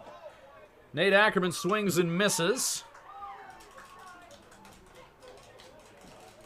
Yeah, the Regina Red Sox aren't moving in the standings right now. No. So they have to manage their injuries. Like you look out on this field right now, like you watch baseball going on right now, but you have no idea like who's got a sore Achilles or a hamstring or a back or biceps tendon or anything like that. Ackerman launches one into the outfield. Catch is made in center, however. So look good off the bat, head. Yeah, so Regina's got to manage. You don't know what's going on there, so they'll rest guys. They're not throwing out their best pitcher. That's a guarantee. So it sets up nicely for Swift Current, but it's up to them to get it. Yep. Right. Who'd have thunk it? Who would have thunk it? Right.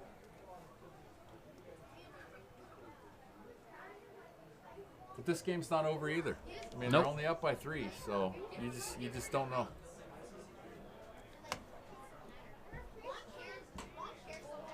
Pitch inside to Charnecki.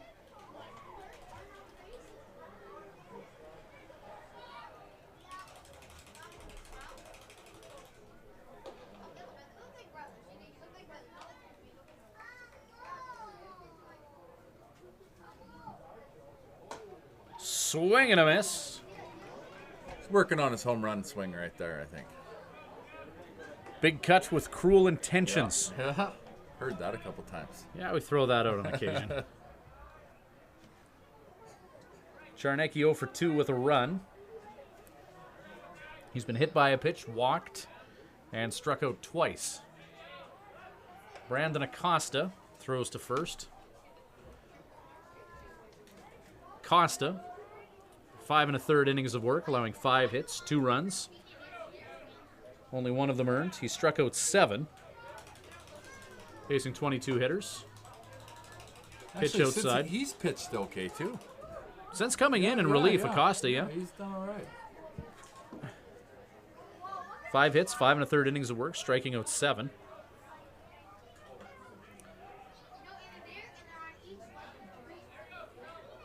Two runs on his tab. Starting pitcher Grant Westmoreland for the Moose Jaw Miller Express gave up 5.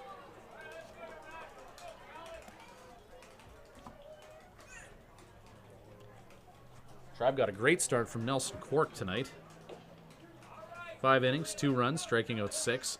And A.J. McElderry really coming on strong in relief. 3 innings of work, striking out 7. Tribe warming up Bob St. Pierre, the big right-hander from Windsor, Ontario. He's in the bullpen. That's sliced to shallow left field, and that will drop in for a single.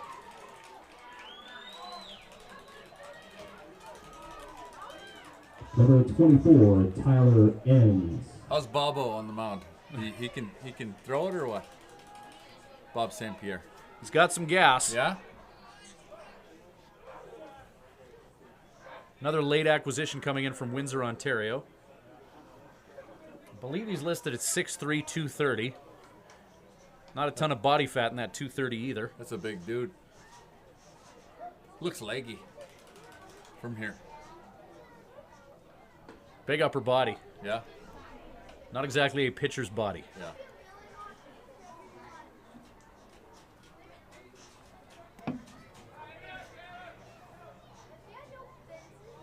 So we'll see if BSP is deployed in the bottom of the ninth. Shot by Enns, hit towards BSP. As Bobby continues to warm up, Tribe bullpen.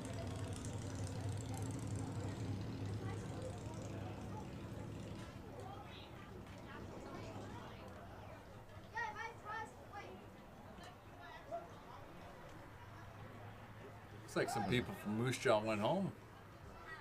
Well, looks like some people from Swift Current have stuck around. Oh, yeah. Tribe cheering section alive and well just behind their dugout on the first base side. Pitch to Enns is outside. And, you know, you touched on it earlier. You talked about, you know, the emotional connection to being a part of Swift Current Indians baseball here and everything. Nights like this, you know, we're here in the top of the ninth. The game isn't over yet, but those boys down in the dugout have a contingent of fans in an opposition ballpark as Enns strikes out. But this will be a night that they'll remember. You know, down in the dugout, a couple dozen of their fans behind them cheering them on all game. Fans or billets, you know, people are showing up. You know, the parents of these guys that come, they trust that, you know, that Swift Current is, you know, putting their kids in decent homes and that they're being cared for. And I know Swift Current's had a pretty good reputation of doing that. So.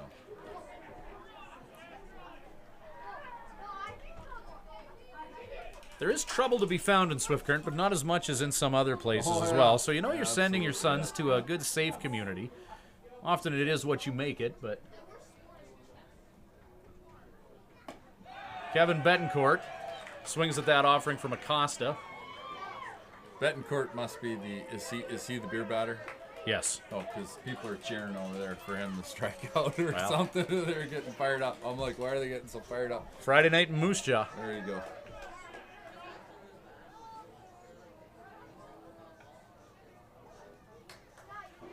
Oh, 2 to Betancourt. Called strike 3. $4 beers, I guess. Home plate umpire puts on a show for the fans as well with that called strike 3. Scoreboard in the ninth inning, the Swift Current Indians, no runs on 2 hits. I believe the Tribe will deploy BSP for the bottom of the ninth. The Swift Current Indians lead is 3. 7-4 Tribe. Bottom of the ninth coming up when we return with Full Line Ag, Swift Current Indians baseball. First game of a doubleheader. Excel Bus Lines is proud to once again be the official carrier of the Swift Current Indians, and have they got a deal for baseball fans. This July 23rd to 28th, see the Toronto Blue Jays in Seattle, $9.49 per person, double occupancy, and the seats are all in the lower club. That'll get you 3 baseball games plus rooms, and the trip is guaranteed. Also ask about a cruise trip in February of 2016 and their 7 Disneyland trips. Excel Bus Lines, the official carrier of the Swift Current Indians. Home Inn & Suites Swift Current is proud to be the official host hotel for the Swift Current Indians Ball Club. Home Inn & Suites Swift Current offers great amenities such as modern rooms, a continental breakfast, fitness center, water slide, and meeting rooms, all at a great low price. Home Inn & Suites is part of the growing home hotel brand. Make your reservation today by calling 306-778-7788 or by reserving online at homeinsc.ca.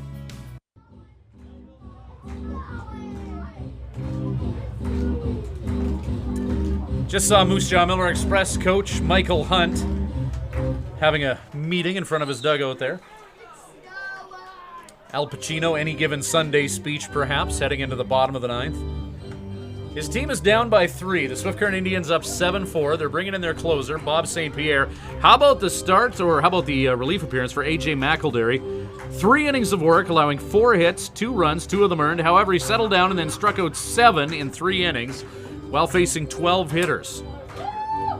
So more often than not, Moose Jaw Miller Express hitters struck out when dealing with A.J. McElderry. St. Pierre comes in, 10 appearances on the year, 12.2 innings of work. He's allowed 13 hits, 8 earned runs, striking out 12, walking 3. 1 and 2 on the year with 2 saves and a 5.68 ERA. Jeremy Stidham. St. Pierre and Steen having a chat on the mound. 7-4, the Swift Current Indians lead it. They're just getting their signals, making sure they're on the same page out there. That's what they're doing right now. If you're just joining us, the other voice you just heard is that of Swift Current Indians legend Kelly Haraska, number 19 for the Tribe. Multiple years in Swift Current, multiple championships won as a member of the Tribe, and a few personal awards won as well. If the Swift Current Indians can hang on here in the bottom of the ninth, they completely control their fate. What with Melville losing the first game of a doubleheader and trailing 11-0 midway through a second one against Weyburn, the Tribe control their fate. If they can hang on and win here, and then they need to win tomorrow in Regina.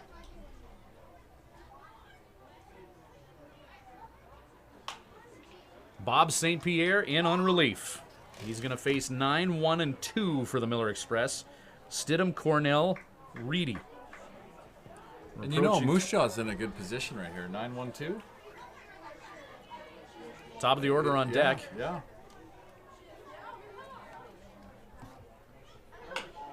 Ground ball. Chopped to Chad Schultz. In the glove. Took the first baseman off the bag. Stidham is on. Top of the order up. Runner on at first. At the plate, number 11, Derek Cornell. Looked like the ball changed directions on Schultz there right at the last moment. Maybe cross-stepped him a little bit, took the first baseman off. Took a funny hop on him.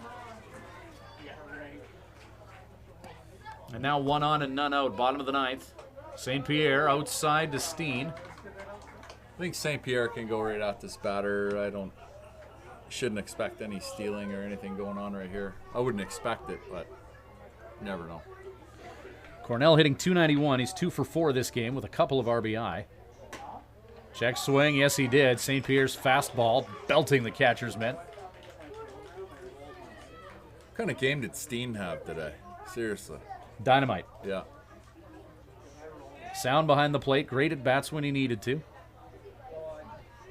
And that was the difference that Steen made for this team as Cornell fouls one off. So many times earlier this year, the Swift Current Indians, with runners in scoring position and one out, just trying to bust the guts out of that ball, gripping tight. Steen, contact, bringing in one of his 2 RBI. He's just having a scrappy game out there. Well, as you mentioned, you know, on the stat sheet is going to read 2 for 5 with 2 RBI, but so much more than that. Oh, yeah. Absolutely. And what he brings behind the plate, working with pitchers as well. Ask any pitcher who's ever pitched to Steen, none of them will say too many bad things. No. 2-2. Pitch is up. Stidham may get caught in no man's land. Nope. Count 3-2 to Cornell.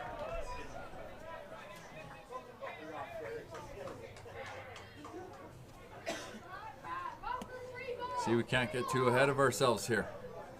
No, we can't. No.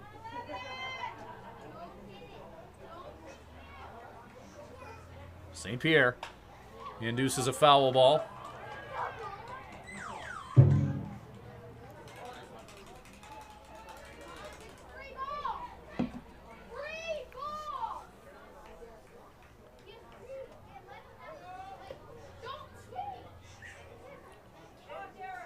Three-two pitch with one on and nobody out. St. Pierre.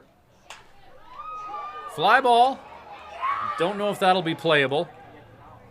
That'll get out of Roswell's Park. Moose Jaw Youth will race down that ball in a residential area just adjacent to the ballpark.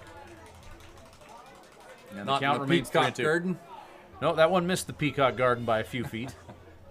Peacock Garden's fenced off. No one's getting in there. No. It's a baseball graveyard out there, isn't it? When you go in there the morning after a baseball game, I would imagine there would be a few. Yeah. Peacock Garden, named after A.E. Peacock, not a garden full of peacocks. We'll Yes. clarify that again to anyone just joining us. 3-2 pitch. And walking will be Cornell. Tying run at the plate represented by Moose Jaw native Brennan Reedy.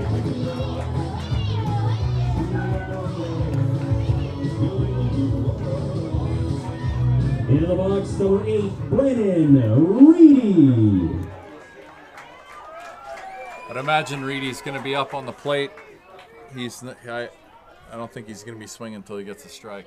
Reedy 1 for 3. He's walked and struck out twice, hitting .250 on the year.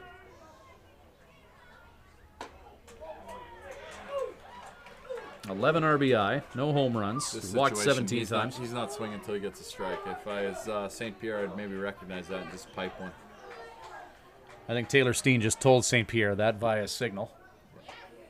Inside. Joe Carnahan is going to come out and probably echo what you just said.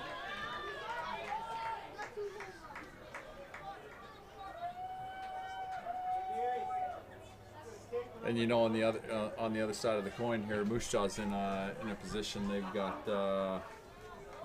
they have their guy on deck. Marvin waiting on deck. Malone. Yeah. That's all you can ask for if you're Moose Jaw. They're going to make Swift earn this one. So I'll tell you what, there's a lot of years when we were playing and we were just like, come on, can we just get Joe up with guys in scoring position? And it happened. And it would happen. And Joe usually stepped up. So Pitch inside.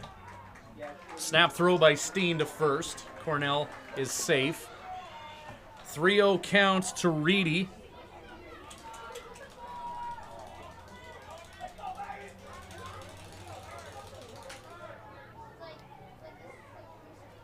St. Pierre. Reedy made St. Pierre throw him a strike, and Bobby obliged.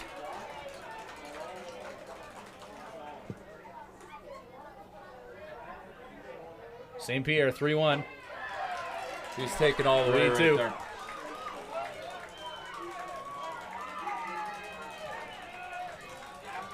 It's a big pitch. Yes, it is. 3 balls, 2 strikes, none down, 2 on. Bottom of the 9th, Tribe up by 3. St. Pierre. Ground ball. Foul down the first base line. And for the first time during the whole game, Moose Jaw's up out of their dugout getting fired up.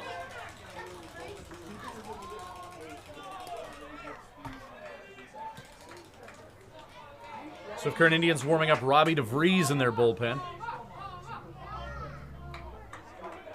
3-2 count to Reedy. Check swing. Foul.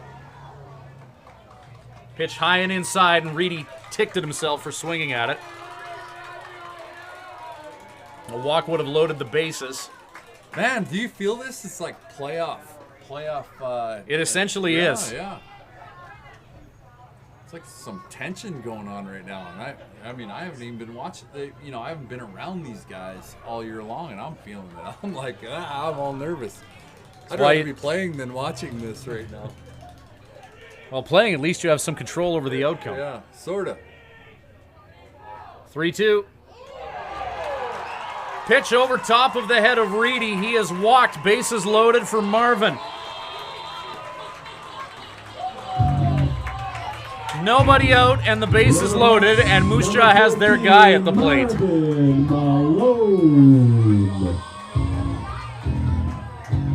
Couldn't be easy. No.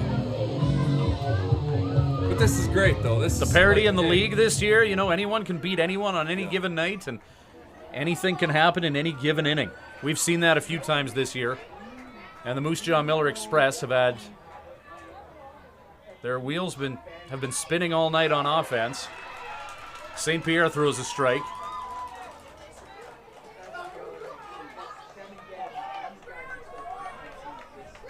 Nothing in 1. Count to Malone. St. Pierre just misses low. 1-1. Ben Douglas on deck. Marvin Malone, a .364 hitter. 3 for 4 this game. 2 RBIs and a home run.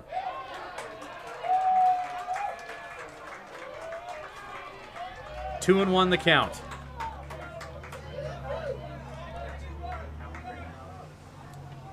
Fastball you can expect to swing here. This is their guy. Hit to left field. Darren Kolk makes the catch. Runner tags up and scores. Sac fly RBI by Malone.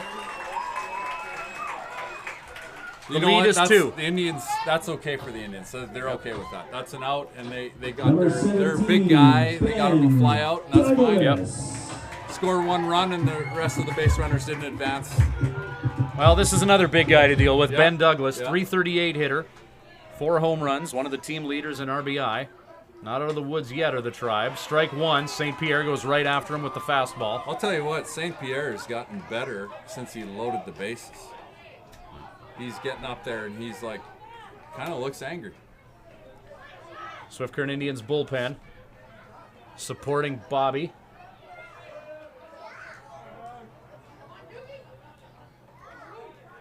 The 0-1. Ground ball, potential double play. The 4, the 6. Don't quite get the 3. 2 down. Cornell advances.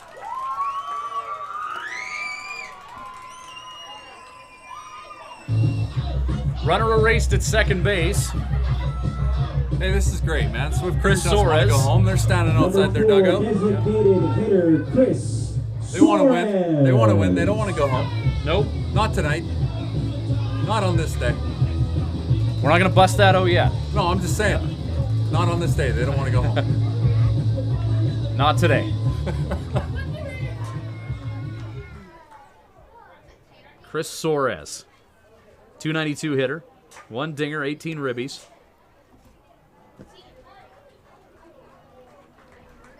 Pinch runner is going to come in for Ben Douglas.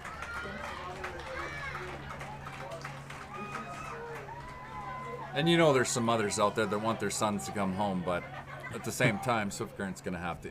We want to keep them for a little bit longer, right? We'll take him for another couple weeks if you don't mind. Yeah. Drew Dan Zeisen into pinch run for the Miller Express.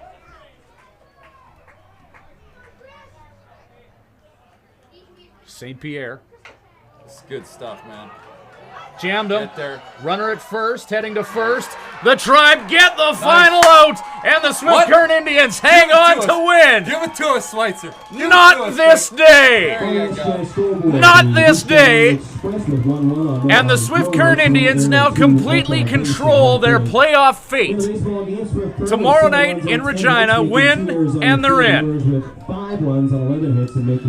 Someone will have to win tomorrow between Moose Jaw and Melville, but the Swift Current Indians own a tiebreaker against both of them. So tomorrow night in Regina, win, and you're in. That's simple for the Swift Current Indians. We look forward to bringing you that edition of Full Line Ag, Swift Current Indians Baseball. Horse, you in Regina tomorrow? Oh, wow, that's where I'm staying. I'll be there, yeah. Alrighty. Curry Field will be the venue, 7:05. The Swift Current Indians with an unlikely comeback late in the year, and it all comes down to tomorrow night in Regina. If they win, they're in. If they lose, the season is over. One game tomorrow night, 7:05 Regina. Please join us for Full Line Ag, Swift Current Indians Baseball. It'll be a memorable night. Horse, thanks for riding shotgun tonight. We look forward to doing it again tomorrow. Thanks for having me. It's a great time. Good night from Roswell's Park.